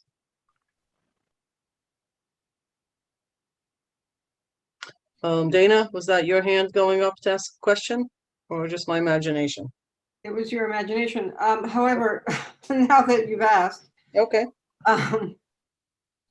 It seems like kind of no argument here as to what we do. Which would be to renovate the existing shaft. You had said that if we put in a new cab, it would be smaller than the existing one, but then I just read slightly larger. larger. If I misspoke, Larger, I okay. apologize. Slightly larger, not significantly larger, but slightly larger. So I guess fully ADA compliant means a certain size cab, right? I guess Yes. a certain type of door, a certain type of entrance. Exactly. Um, Approach clearances. So, but clearly you could do a project that's not ADA compliant if it's grandfathered in some way, like with an old elevator like this? There are so the ADA statute, and Stuart, please chime in at any point, is quasi civil law as opposed to building code requirement, but they intermingle in a unique way. So obviously, when the statute was implemented originally back in the 90s, actually in the 80s, revised in the 90s, and continues to be revised, existing building stock was significant. And so the mechanisms for evaluating and implementing as best as possible the desires and the goals of ADA standards was built in to the statute. That presents gray areas, obviously. There is, I think it's safe for me to say that step one in navigating the matrix to establish good faith efforts is a due diligence overview like we've explored to date that gives you the full range of alternatives and associates costing to those. So I think the simple answer to your question, Dana, is yes, there are mechanisms that accommodate, accept, if you will, good faith effort, but below that do not meet ADA new standards. And there are, and even in the renovation, right? The location height of the control buttons those will be ADA compliant. The door, if you've ever experienced the swing door to the existing shaft, it's very heavy. We know that a lighter door that is building code separation fire rated compliant can be installed. So if there is a person in a wheelchair or a walker or any other scenario who is opening the door or attempting to open that door, their experience in the future is much different than their experience today. So chances are it's going to still be a door you have to, I'm trying to think. Yes, You're a there's- grate and then a door you open, right? right. It will definitely continue to be a swinging door. Will the grate still be there, or is that an old technology? Is that an old? You mean the threshold? That closes an accordion, I'm trying to think. It's a gate. You're right. There's a gate, yeah. The alternatives for that are not many, but there are alternatives. So those would be whatever the most accommodating current technology and mechanism would be built into the specifications. But I think Dana's saying since you have a price, you must have a solution. Otherwise, how did you budget the amount? So you must know what you're putting in. Right? Isn't that your question? Like, does it include it or not? Which way? So the budgeting was done in relation with a range of subcontractors, but there were no specific, we didn't drill in to the specifying each component of a potential elevator at this point. That still has to be done, and that range of solutions still has to be vetted, remains to be vetted. All right. So now I have a question I didn't have before, but I'll hold off to the end. Anybody else? Oh, yeah, I got lots of questions. Okay, Bob. Can we go to the slide showing option 1, please?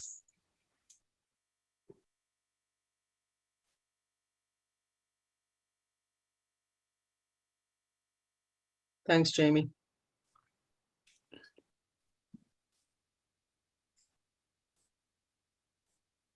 Yeah, that's it. Great. Thank you. So am I to presume that this renovation, this is still going to be a cable operated elevator? Yes. Okay. So I have a problem, me personally, with it not being ADA compliant, or us just trying to get through so we can just use the existing shaft. So could we go to option 2, please? Option 2. I'm going to presume that that is a hydro elevator that we're going to be putting in that shaft, correct? I would, given the two choices, most likely. outboard, yes, most likely, yes. 3 floors, you're going to do a hydro piston pump in there. Right. Right. So. Well, but there is one challenge in this particular location. If it's there are 2 types of hydraulic cylinders, one that has to be drilled. And one that goes on the rails.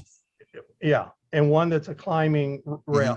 And so then so that decision would have to be made about which technology, and the climbing rails then extends to the shaft structure itself, because right, it makes your shaft a little wider. Right. I understand that. And then your piston that gets drilled, it's a trifold probably piston, so it's, and getting into that space to drill a piston would be challenged. In the back of the building? Yeah. That's wide open there. No, you would have to come in through that areaway. Why couldn't you do it from outside? Because you're going to construct it, you're going to dig and construct a pit. I'm going to run through this how I see elevators built. No, Bob, the back of that elevator and everything else is the Section 8 office. All that stuff is surrounded by another building. There's a 6-foot exterior alleyway / areaway. Correct. Okay. That I don't know. I mean, it would be very challenging to get a drilling, a plunger drilling rig in that space, if not impossible. Why, first of all, why is it not depicted on the drawing that there's something where that new shaft is going? That's number one, because that's a very confusing drawing if that's the case. Okay. It's not fully depicting what's going on in the back of the building. That's what the photographs were indicating also. Yeah, but I'm looking at a drawing. If I'm going to build something, whatever's in my way should be in that drawing. So if something has to be demolished, that's part of the drawing, be part of the drawing sets. So either way, you're demolishing something there to build that shaft, correct? Yes. Okay. So that gets demolished. We open the shaft. You bring the driller into the backside. You don't have to go down that hallway, because to do any work, you got to build that shaft. Well, the limited demolition would be at the corner of the existing Section 8 wall. Okay. But I'm not seeing what you're talking about, but that's, I'm not going to split hairs here. Me personally, I think that's the option. I think going halfway to get the ADA maybe is not the option. And I think that this design right here is the most least disruptive, because you could still probably keep the existing elevator for what it's worth operating while, because you got closets there, correct? There's closets on both floors. There's a closet to the Right. to the back side of that Yeah. existing shaft. And we're pretty much going to open that whole wall up or whatever to somewhat extent for the new threshold for the door. And then it'll be infilled again as it gets finished. Yeah, but you might, I think he's saying you might lose the Section 8 offices. Well, you would lose a small area of the Section 8 Right. corner there, or whatever Right. that office. In that hallway. So what you're saying, so that hallway that's drawn there is actually reduce the size of the Section 8 office and the bathroom. No, the lower, there's a, you can't see my cursor, can you? Can you, Jamie, can you relinquish control so I can use the cursor?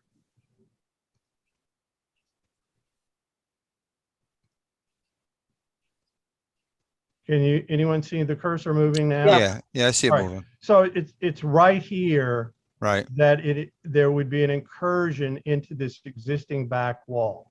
Okay. And this is the outdoor areaway area Right. today. Mm-hmm.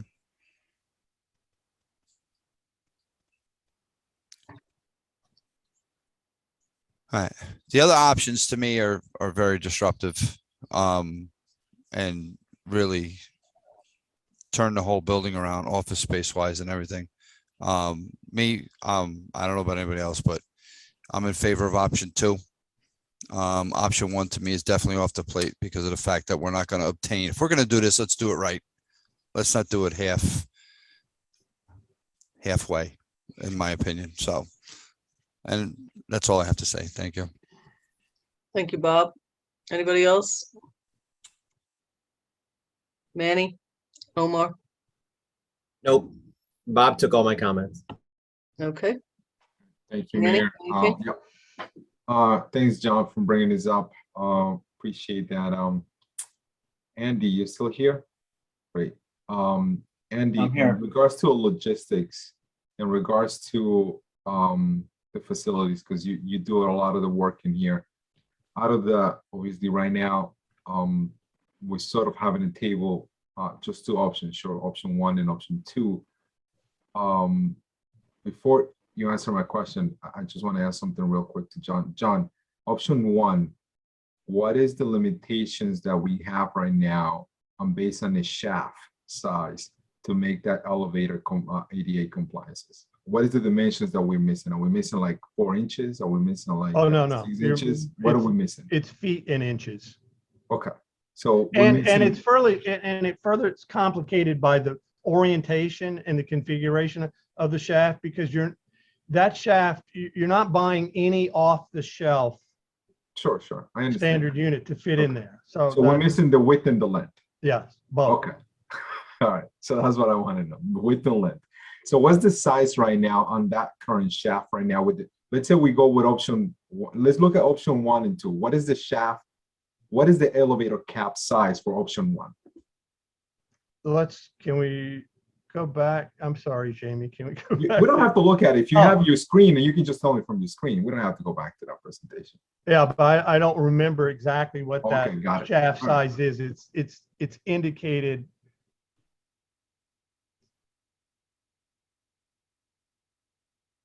Somewhere, because we measured Do you it. think it's up a slide, like here? Where was it? Here? No, it's indicated on one of those existing drawings, but I can get that. So what for I you, can do is Manny. I can zero in. So Oh, there it is, Manny. Existing 4'6" by 5'7" shaft. Okay, so that's the shaft. That's pretty much. What about the cap? The shaft is the shaft, sure. What about the cap size? The cab is 8 inches smaller in one direction and 10 inches smaller in the other direction, if I remember off So the top of my can head. we go to Jamie? Can we go to option 2, please? Slide down. Oops, Down. sorry. Down. What is that shaft and what is that the cap size on this one, John? That is a standard 6'7" by 8'4", if I remember off the top of my head. Okay, thank you. Can I say one thing? Yeah, and that's Jamie, what I was going to can- ask can- you. Sorry, go ahead. Jamie, can you go back to that other slide where we saw the back of the section 8 there? I think it was the previous slide. It was a picture. Yep, right there. Here?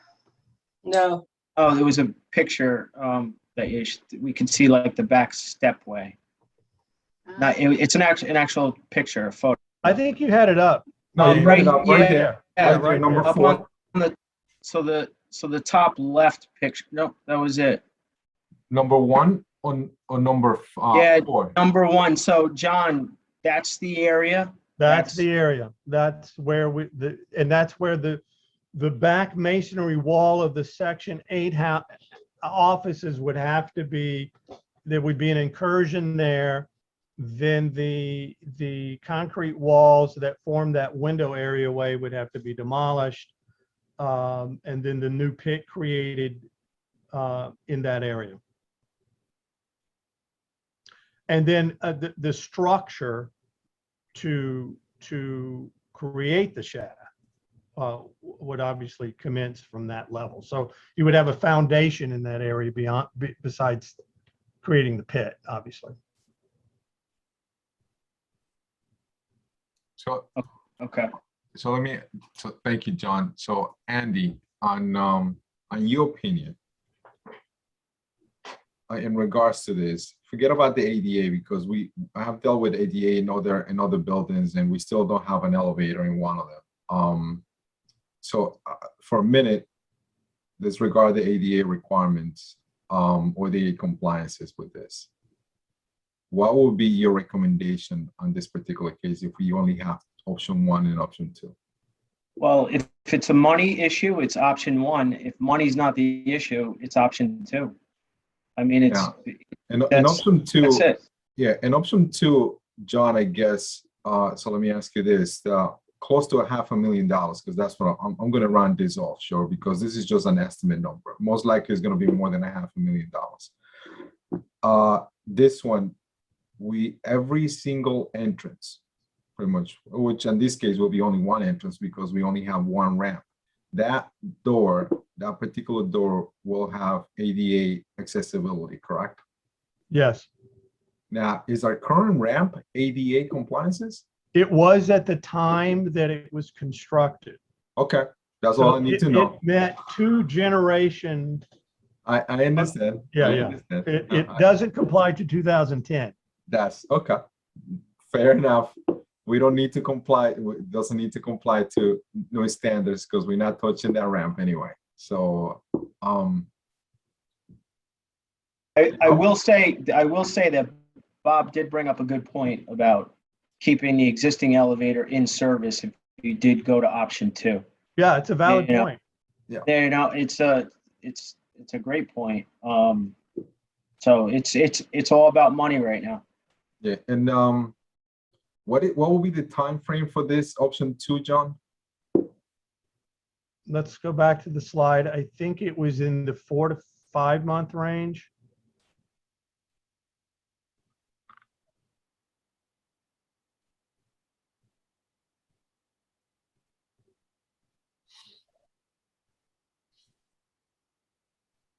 Which slide? I don't even The remember. next one, Jamie. Next one. Oh, okay. Yeah, down right there. They all look the same. 3 now. to 4 month construction period. That's in a perfect world, sure. Yes. Okay.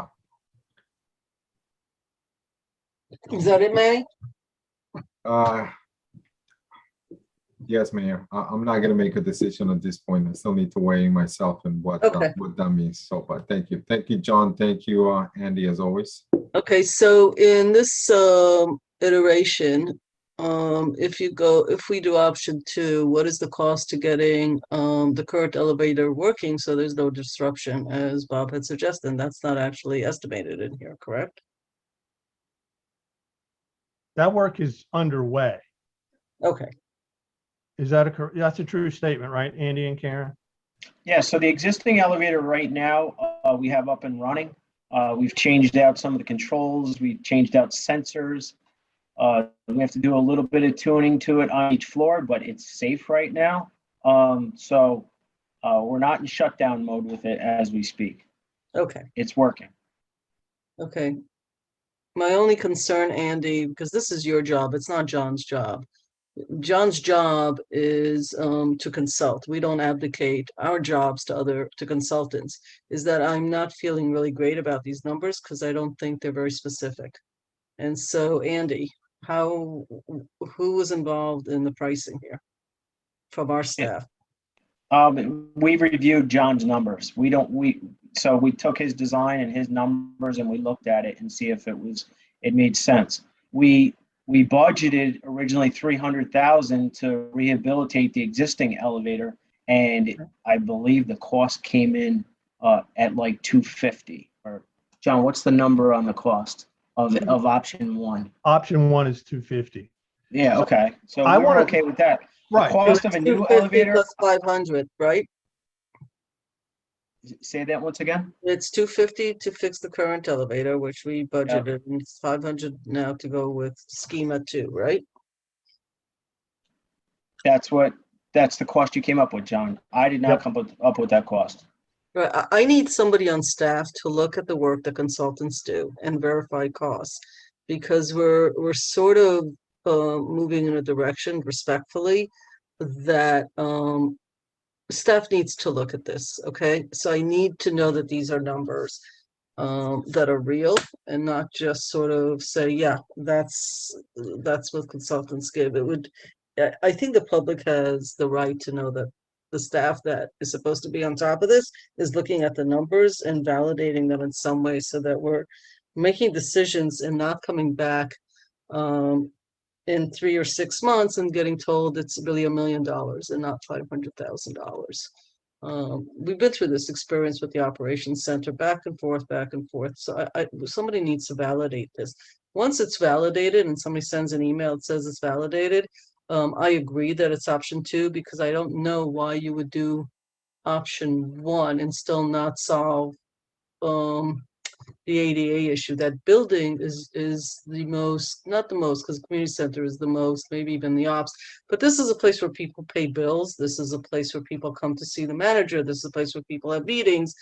And if people with some issues, wheelchairs, whatever, are not able to do that, it's a little bit odd for a customer service environment to serve the public in the way it should. So I would actually, my gut says number 2. I'm just concerned about the numbers, and I know we're going to start this, and I know the time's going to take longer, and we'll sit in a meeting and we'll be told all the reasons. It's just we've been through this so many times. So this is based on experience. I just want the numbers to be validated. So I'm leaning towards number 2, and thanks, Bob, for bringing up the fact that we can keep things going. I think also at some point in the future, some board may want to do something different with this building. They're going to need an elevator that has the ADA piece to it, or if you sell the building, you're going to have to do this. So this is an unfortunate thing that we have to do, but I think that elevator has been around long enough, and I think that it served its time, and it's time to put in the right elevator. I don't know what it's going to do to Section 8 and how disruptive it is. Karen, I'm sure somebody's going to figure that out. And what taking down windows and doors and then rebuilding them, what that's going to do. You guys, I don't know if it's in the cost of any of this. If it isn't, then Andy, it should be. And it's up to staff to then look at that and include that in the cost that the board is going to have to approve. But I'm definitely leaning towards option 2, which feels like what most people are leaning towards. I happen to love the old elevator because I just think it's like a beautiful thing, but that's not a practical thing. So I'm trying to understand that in the end of all of this, if we go with option 2, it means that we have 2 elevators in the building. Like I guess I should be asking, does that mean we have 2 elevators in the building? No, that one will get demoed out, right? Yep, That exactly. get demoed out for that hallway. And if I may, Got it. Thank you. that'll create the other hallway, and you'll have a little bit of infill and stuff to do with the shaft. Got it. Thank you. But I would like to see with option 2 a matrix or some type of schedule, within reason of a time frame from when we swing the hammer on day 1 to when we get our elevator inspection, right down to the end. So before, if I may, Bob, before we even go that route, right now we're talking about the price of the construction of the elevator. Right, but the schedule has everything to do with it too. We're throwing 4 to 6 months. Just let me finish, please. Just let me finish my thought, please. What is the price? Because this price does not have the soft cost of this, which is the specifications of the shaft and the drawings of the shaft. So what is that going to look like? Right. Because we have to, when we do budgets, when we do a budget, it's not just the budget of this. We have to budget the portion of the drawings. Wouldn't that be included in the price? Not in this price. Not No, based on what I'm seeing. you, let me finish. Let me finish now. Okay. All right. Wouldn't that not be included in the quote price, or whoever's going to do the design of the elevator that's selling you this elevator to be built? That should be in that cost. That's the cost of the specs. That's the cost of the specs of the elevator, not the shaft. They don't do the shaft. They don't inspect the shaft. They don't inspect the foundation. They don't inspect the connections. They don't inspect any of that stuff. You know that, Bob. No, I understand that. So, but if I may I? I'm sure Andy will likely be next.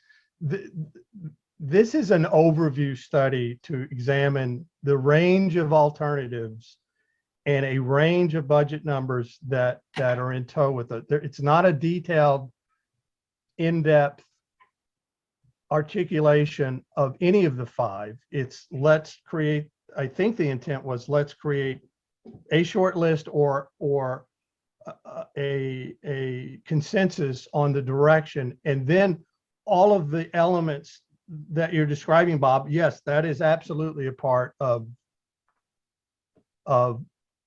then further developing where the compass point sets.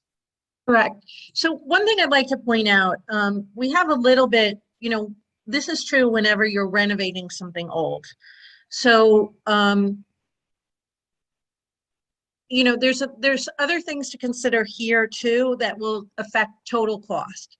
So we've already considered for various reasons moving Section 8, and we've had some preliminary discussions about moving that to a different location at the rec center. So that changes how we could use that space. There's 2 ways to look at this. One, the fully compliant new elevator, which probably is the most practical thing to do if we're going to be spending this money, then gives more utility of the whole building. We had talked about initially focusing more things on the ground floor part. Mainly it was security issues. We do have a security issue when people just sort of wander around the building. But that said, there could be other things that we do to mitigate those concerns if we have full utility of the building and the elevator. Conversely, if we decided to place more things downstairs, then likelihood of having residents needing to use the elevator is much, much lower, but you may have employees that need to use the elevator. You may hire somebody with a wheelchair. So that's a consideration too. So there's a lot of things that sort of, and this again is always the challenge when you're taking something that's being retrofitted and trying to make it, improve it in some way. But I think that looking at that, directionally speaking, going with option 2 what we can then do is look at more cost-efficient ways to see where that leaves us in terms of mitigating some other things we were considering that could be equally expensive. And I don't think at this point, directionally we have the costs. I think we can do the due diligence to make sure that we have a firmer grasp on those costs, if that is the direction that the board wants to go in, recognizing that may mean we don't necessarily keep everything on the first floor, or we modify that in some way, which could actually be cheaper in the end.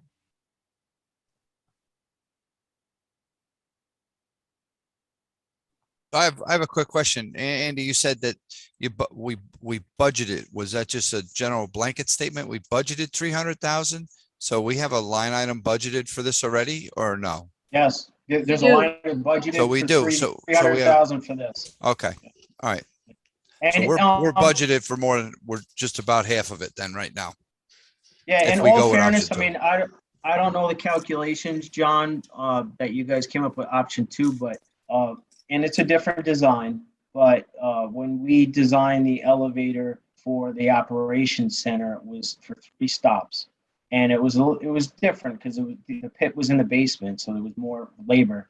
It was 250,000 a floor, so it was like 750,000 for the elevator at the operations center. So when the mayor asked the question, are these real numbers? On option 2, it can't be. Based on if it's similar to the other design. Option 1, that's right on the money. You're within 50,000 of what we budgeted.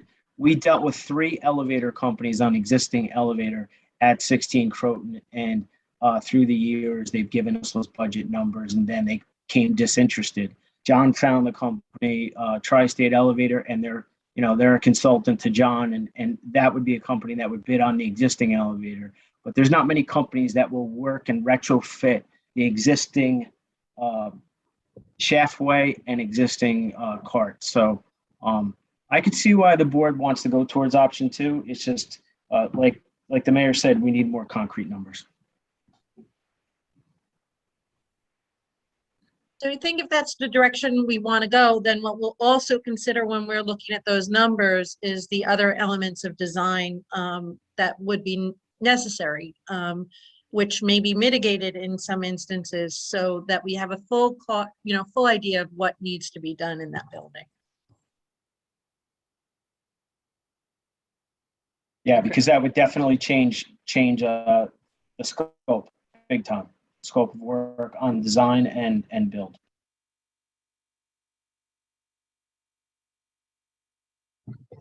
All right. So this was supposed to be a meeting about directional, but as Andy said, it's just about money, but it's hard to do money when you don't actually know exactly what's going to cost, because everything changes other things, and those other things aren't actually in here. So I guess there's more work to be done. It looks like the board is leaning, unless somebody corrects me in the middle of my sentence. I know, Manny, you said you still want to think about it. I mean, okay, we could send an email. I don't think we're voting right now. I think we're giving a directional point of view. I do think some of the other issues have to be taken into account. I also think a simple idea like sticking a phone outside an elevator so that somebody who's handicapped could just call up to the right office, and instead of schlepping everything up, well, somebody could just bring the things down to them as well. So you can think That's about what's being done now. Right, So, because that's a very what we're doing. So that's a very customer-centric approach. In other countries, they just have vans instead of redoing old buildings. In some European countries where the buildings are made out of stone and marble and they weren't able to, it was cheaper to have a van run around and deliver things to people than redo buildings. You know, there are many solutions. I always say this, it's not about buildings, it's about people. And in this case as well, I'd like to understand how the mobility of people, including our employees, is affected in the easiest and best solutions. I am leaning to number 2, because if we're going to go through this whole thing, and at some point, Karen, when it becomes cheaper to just move to another building, let us know.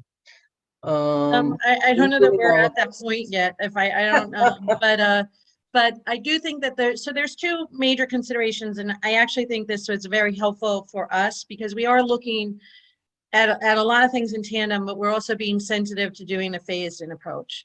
If you're going to do something, doing it in a way that has a longer term vision, making it ADA accessible is something. But it is true right now that at this point, we're not having residents go, their residents are only on the ground floor. Right. So that is another way to look at it. It may limit your options down the road, but it gives you some utility based on the security issues and things that we've been discussing. It's not an easy, again, this building has gone through many different functions. And every time you change the function, it gets a little wonkier. So I think that this gives us information to narrow down the scope of what we're looking at. I think that we'll be able to do, what we can do is come back with some more definitive costs on option 2, and more of an analysis too, if we want to go through the pro and con list. Right. So since you brought up security and, times are changing. I think when this building was built, people walking in and roaming around was probably encouraged. Today, not so much so. Elevators should have, there's a lot of elevator technology. If you're going to build a new one because you're not retrofitting the old one, you have certain cameras in there. You could have ones where only at certain hours it can go. It can only go in one direction, and it has to have a ID card to activate and get off at things, or not. So I'm just suggesting that we don't need to build a Cadillac if a really great Prius would do, but I'm sure somebody should be also adding in the cameras that have to go in, looking at the elevator and inside the elevator, which I don't know if today we have that in the older elevator. I actually do know, but I'm just throwing it out there because cameras are as efficient as humans and can be monitored by multiple people when necessary. So these are the kind of security thoughts that should be included in it, which I'm sure it isn't at this point.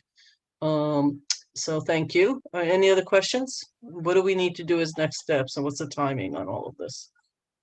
Are we voting on something? Are we waiting for the next Can I just ask one part of thing? this process? Sure. Andy, would it be cumbersome to put a scope of work together for option 2, meaning from building the shaft to infilling the old shaft to whatever was going to be touched, to like a scope of work? So at least when we get prices, the scope is right in front of us. I mean, it's not my expertise. I don't mind doing the work, but it would have to be from either an engineer or an architect, and I'm not either. Right. I'll do whatever you guys want, but I can only go ballpark. I can call companies. I can find related projects and get estimates that are close. But I would have no idea on the design side. No, I understand that. I guess doing the ballpark works because there's a lot more in there than we're looking at with the pictures. Yeah, that's for sure. Right. And the next step would be exactly what you're describing. Once the compass point is set, then you drill deeper. Right. What's the scope? Okay, so again, we're going to get a scope. We're going to get some more hard numbers. We're going to look not only at this piece, but the effect this piece has on other things, whether it's staff doing it or other people, or I don't want to build. This is what happened in the operations center. Started with an elevator and became a hugely expensive project and didn't get off the ground, and consultants got paid, but it never happened. So I just don't feel like reliving that. And I'm not even blaming anybody. Everybody did the best they can. And then we realized, okay, it's now bigger than we intended it. So I'd like to keep things right-sized and right budgeted. I'm not sure we're even making decisions based on a budget. I just think we need to know, because it feels like we made a decision in what way we went, but we better look at the effect it has. All I know is, tearing windows out and walls, especially on old buildings, is always going to come with a surprise. So I think And that's the something goal here else. is not to have surprises. That's why we pay consultants a whole lot of money and not to come back and say, well, that was a surprise. Yeah, that's why we pay you. Otherwise, we don't need professionals doing this. I don't mean to sound angry, just been through this before. And it's exhausting to go through the same thing over and over again. If that's the case, then we may want to consider option one, because option one gets us to where we need to be in the building in the short term and the relatively longer term future.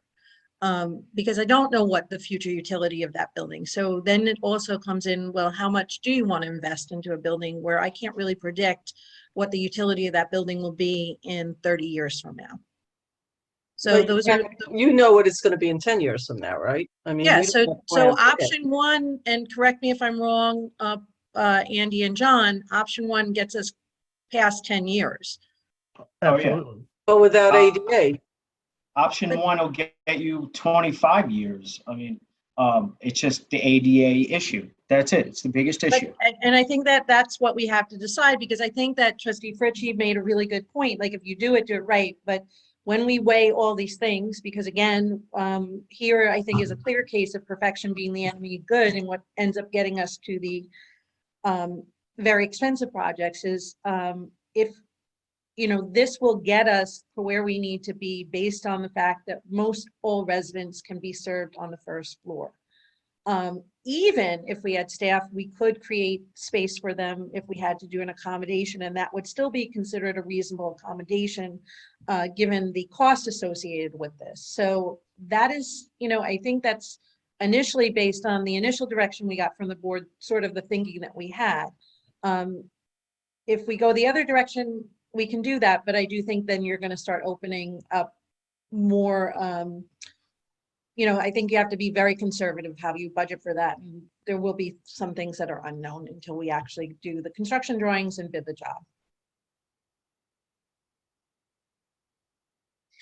Okay, so the only things I have to make a decision on, since, you know, the rest of it is not my expertise, is past experience. So to Andy's point, 3 floors, elevator, 750,000, and that didn't rejigger other people. Like, it didn't cause outside walls and all that stuff, if I remember that project correctly. Correct. So It was outside walls, but it was much easier construction. And it was 100%. And it's not confined between 2 buildings that you have to take the other building partly down. You know, it's gonna, a new elevator, option 2 is gonna be close to $1 million by the time you're done. Right, so took the words out of my mouth, based on just experience and other studies that we've done, and we got to learn from them. So let's call it, I'm going to call 750 to 800. You're calling it $1 million. That's fair based on what you just said. There's a lot of disruption, etc. So it's between that and something closer to probably 250 to 300, I guess, right? 300. That gets us out to where we need to be. And we, instead of making the elevator the core of how you accommodate ADA, you move people around and offices around, which is much less expensive to accommodate ADA. You hire an employee who has serious issues where there's a wheelchair and whatever the worst case scenario is for that person, right? Because that's what you do. You take the worst case scenario. And you say, how can we accommodate? Can they work in the finance department? Can they work in the managers? That's what's in that building. Can they work in future jobs? Yeah, they can have the office the trustees now use, and that is all. Would that work? The McKinley room can redesign, and it's still all good. What happens if you have 2 employees that have that? Yeah, we could still accommodate 2. What about 3? Okay, can we still do that? If you go through some scenarios and you adjust for human beings and not for buildings, you could come up with a different solution. And I think the weight's going to be 750 to 800,000. Andy says $1 million. He's probably, if I took a bet, I wouldn't have a bet because I would be betting against myself. That would be stupid because Andy's probably right. Or do you do for the piece that takes you to 10 to, Andy said 25 years. I'll take his word for it. I'll split the difference at 15 to 20. By then, elevator technology will be different anyway. The building will probably be used entirely different. Also, those are the decisions I think that, I mean, we're not making this discussion out. We can discuss it in other ways, but it feels to me this is where we're at. I agree. I mean, my first impulse was to work with the existing elevator shaft, elevator. I would never assume to know more about this than Bob or Manny or anybody else. But I think the fact that you have a building that, I mean, if you can get 25 years from that elevator in the existing shaft, you may decide before that to build a new municipal hall. I don't know. I mean, I know in the 90s there was a move to build a municipal hall downtown. Yeah. And I found the papers for that. But, I just, otherwise you're putting $1 million into a building that you don't even know how long it's going to be able to serve, the usefulness, what you need it to do. And, it's a great building, 1916. And, but it's, I just think it's fiscally more responsible. I mean, to do option one, given the limitations of that building's lifespan for what it's currently used for as a municipal hall. And if you can move people and make accommodations, then I just think it makes sense, and it's a hell of a lot less expensive and less disruptive. That's what I think. And I want to piggyback on that, Dana. Thank you for bringing in some of that stuff. Thank you, Mayor, for bringing that up. Just as a quick reminder, sure. What was the two things that we asked for Village Hall to be studied? Sure, study of the different departments and how they're function. Sure, we started this whole thing because we wanted to see how can we make Village Hall more functional within the departments itself. After going through this pandemic, we've been working with that. Clerk's office has done an amazing job in a lot of the stuff, so that is one of the things that actually a second function of an ADA compliance is, to have an accessible office on the ground floor to have the ADA accessibility. That's one of the things that, by code, we can do that, and we have done it before. As I mentioned, that's a specific line in the matrix of evaluation of existing structures, your internal operational accommodations and reorganization. And we did this exercise on another building, and we still don't have an elevator on that building. So we done this years back, and I agree with Andy and the mayor. Is like this project, yes, is I said $500,000 because that's sort of random the number that John brought up into this proposal, but we still need soft costs. By the time we go out for bid, it's going to be, like Andy says, probably going to be $1 million project. The problem that I'm having with that is not just creating an elevator and having the elevator be in compliances, but now we have a building that has an ADA compliances access, but we still do not have a building that complies to the ADA. Just keep that in mind. The building within itself, the office within itself does not comply with the ADA. So now we put a beautiful elevator, option 2, great, meets ADA compliances. It costs us, let's say, $800,000. But now the rest of the building needs to comply with ADA, sure? So now we have to rehab the whole building to comply with ADA. So now we're not talking about $200,000.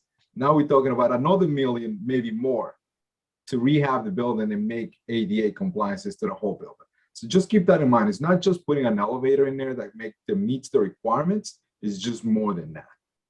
So that's a good point. Yeah, and that's what I was saying before. It's like, look, and I don't want to have this whole discussion because it's not 10:30, but that's why I'm debating. Give me 1 second. Option 1 and option 2. It's a good point. the bathroom facilities on the first floor, we redid the boardroom in section 8. So first floor is ADA compliant as far as bathrooms. On the second, third floor, it's not. So that's a good point. Yeah, but Andy, just keep in mind, there's only one bathroom that actually meets ADA on the ground floor. And Correct. that's not, for the population within itself, we're going to start doing ADA compliances. That's not enough. So we have to, this whole other calculation. I know. Is not going to meet. I was agreeing with you. Okay. So at this We, point, the elevator's limping through for another 10 years. Don't spend any money on it. I don't know if that's possible. It's less than limping right now. Okay, so I recapped before. Karen, what do you want to be as the next step? We have a leaning towards 2, some people now leaning towards 1. Not sure if this is where we want it to be, because I feel like we needed to make some sort of a decision. I think that which one we're going with here. Yeah, I think that we're going to spin our wheels if we don't get clear, and we don't have to decide tonight. The board can talk about this, but rather than start evaluating, I think that we have to decide, because I think this is where the escalation of the project is. So I think it's the same way you do any home renovation. It's function, it's what you need, and what makes the most sense based on a realistic framework of your budget, based on investment, based on what you need, what you need to do. And, otherwise I think we're going to end up with a $5 million job here. And I'm not sure that we need one. Yeah, Mayor, so at least for me, to make it simple, I'm option 1. You're option 1. Yes. Okay, so we have one person who says option 1. So far you're the only one I that's say one. No, I say 1. Okay, we have 2 that want option 1. Omar, you are going, I don't know, you're heading towards 2, not sure where you are after this conversation. Yep, I've been convinced. Option 1. Okay, and Bob, where are you after this whole conversation? I think you're well aware of where I stand. I know, but I need to just hear it. 2. Okay, I'm just going around because we've now had a whole conversation. Some people change their minds, some people are staying with what they believe in the first place. So, I'd like to just go around the gallery. Okay, so it looks like a majority vote of 1. I agree with 1 because I really am concerned about knocking out those walls with that area in that photograph and what it will actually end up costing us. I think the numbers presented tonight in ballpark is I don't think that's the ballpark. I think it's much higher. I'm not an expert in it, John, but I don't think that's what it's going to come to based on our experience in the past. And I think if staff took a closer look at it, they draw the same conclusion. I'd like to, because I think this requires a little thinking. Guys should go in the building again, look at it again, look at section 8. So if everybody doesn't mind, let's take another week of taking some deep breaths. And for those of us that have time to look at the building, we'll have the time to go in, speak to Andy, speak to John, whatever, maybe ask some more questions. I'm talking to the trustees now. And then we'll come back with a definitive, because right now it looks like option 1 is sort of where we're moving. We went around with a half hour to 45 minutes conversation about that. And any other thoughts staff has to help us in this decisioning would be truly appreciated now that we've had this discussion. We just wish it didn't cost so much to put in elevators, but it seems like it's a pretty expensive and a pretty onerous project. That's the way it is. Well, it is what it is. All right. I'm going to move us to the next agenda item, Karen. It's actually a work session, so that will be you doing that. Good night, Excellent. everyone. Thank you. Good night. Thank you so much, John. Thank you. Thanks, Andy. John. Thanks for your help. Andy, we'll catch up soon. Yep. Thank Sounds you, good. John. Thanks, everyone. Thank you, both. Next up, Corporation Counsel Kahan will be reviewing the procurement policy, revisions to the procurement policy, excuse me. Thank you, Karen. Good evening, folks. What I'd like to do is actually combine these 2 topics, which are the procurement policy revisions as well as proposed local law 15 of 2021, which is the best value standard. I am continuing to work on revisions to the procurement policy to make it clearer and more consistent with New York law in terms of why we need a procurement policy. It's important to note the procurement policy is primarily designed to deal with those circumstances where you are not dealing with sealed bids. So basically all other types of purchases which do not come within the monetary requirements. But I'm working on, as I said, making it a little bit clearer, making the emergency requirements consistent with what the code provides, and also putting in certain requirements that relate to ethical obligations, both from the vendor's perspective as well as from the village's perspective. So I will be putting that before you, hopefully, at the October work session. I've been looking at procurement policies throughout the state, and there's some areas where they're very consistent. There's some where they do change, but there are a number of very good ideas that are there in terms of what type, when do you need, for example, an RFP. A number of municipalities have very good descriptions of what the RFP process should be and how consistent it should be. So some of that will go into this procurement policy, because the procurement policy does deal with RFPs, which we have. So I will have that to come before you. Local Law 15 is the best value standard. And that is something that was discussed with the board in an earlier work session. And the board seemed inclined to want to proceed in that regard. Best value standard is something that must be, if the board wants to go in that direction, must be adopted by local law. What the best value standard allows for is that in place of sealed bids for certain types of contracts, and the contracts that are excluded are those contracts which would require prevailing wage under the New York labor law. But for other types of contracts, you don't have to go to essentially the lowest bidder. You can use what are basically referred to as quantitative and quantifiable standards. The important thing when dealing with best value is that it's generally done through a request for proposals, and there has to be it has to lay out in each of the RFPs what your quantifiable scoring, in a sense, your scoring rubric is. So how did you come up to decide that it should be this particular entity? Cost is obviously a factor to consider, but essentially it does not become the only factor to consider. You see best value used in many cases where you're dealing with purchasing a product, where there may be maintenance issues, or there may be warranty issues, or and those will play a role in determining whether or not who to whom it should be awarded. The proposed local law makes it the Board of Trustees' function to determine if a best value standard should be used. And then if that is the case, then the RFP would be drafted considering different types of functions and different types of qualitative standards.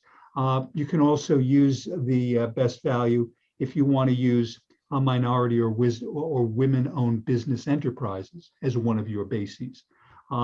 So the best value, which has been on the books in New York since 2013 and has been adopted in all types of municipalities, from large cities to small villages throughout the state of New York. So what I would be presenting to the village, and what is in Local Law 15, is essentially the village's ability to adopt that, so that in the event there is a particular type of function or a particular type of procurement that the village wants, which would allow for best value, the village could do that. Obviously, the way that the proposed local law is worded, the department head plus the village manager would make a recommendation to the board to say, this particular type of product, let's say it's a vehicle, or let's say it's a generator or something like that, we think that best value is better to use than simply lowest bidder, and explain, and you would have why. The important thing is all of this is documented. It's in what's called a procurement record, which is maintained by the village, so that there are no questions as to exactly how this was done. As I said, the board would approve it. There would most likely be an RFP drafted, and that then, based upon how the proposals that come in, ultimately there would be an award. But as I said, cost is one factor. Cost is not, lowest and responsible bidder is not the sole factor. That's what proposed local law 15 is. I hope that I know that Trustee Lopez got it. I did send it to everyone just after the emails came back up, because it's been ready for a couple of days, but I haven't been able to send it around. So hopefully some of you have been able to see it. But some of the factors, just to go through it, that could be used in considering whether you want to use best value would be things like cost of maintenance, product life, warranties, past performance and reliability, financial capability of the offeror, record of compliance with state and local laws, ability to meet the village's needs in a timely and accountable manner, product or service and environmental considerations, product energy usage, and the contractor's record of safety are all different factors that can be considered. They are not the only factors that can be considered. It would depend on the particular product or service that is involved. But that's essentially what Local Law 15 does. Local Law 15 also adopts something that we actually have in our policy, but this would formally adopt it, which is essentially piggybacking, where we can basically work off of another municipality's contract if it meets the requirements of either best value or lowest cost. So that would be here. The proposal is that this would be effective once it's filed with the Secretary of State, but can be, then placed in use with, future procurements as they come up. And that's proposed local law 15 of 2021. It Okay. would add, just so you know, because there is no procurement policy within our code, it would actually add a new chapter 42 to the code. So it would not be a section that's coming in, it would be a brand new chapter that would go into the code. All righty. Thank you, Stuart. You're Are welcome. there any questions? I think we've discussed some of this, but are there any questions? I'm not seeing any. Thank you, Stuart. There's sorry. about that before, so Yeah, we have spoken about it, best value, etc. That's not low. All the things you mentioned, I think, have been discussed. So now we're putting it into. So are we up to 15 pieces of legislations at this point? Well, this is proposed 15. You've actually adopted, I think, 10 or 11 at this point. Okay, so it's proposed 15. Right. Okay. All right. Thank you. Thank you, ma'am. I think we move forward with that as well. I think we are going to adjourn a work session into exec session. So do you want to do that, Stuart? Yes, we have a motion to adjourn the work session to adjourn into an executive session for matters of personnel regarding specific persons and a specific corporation. So moved. Second. I need a second. Okay, Dana, you got the second. All in favor? Aye. Ladies and gentlemen, thank you. Have a good night, 10:38, and we adjourning the meeting. Thank you. Okay.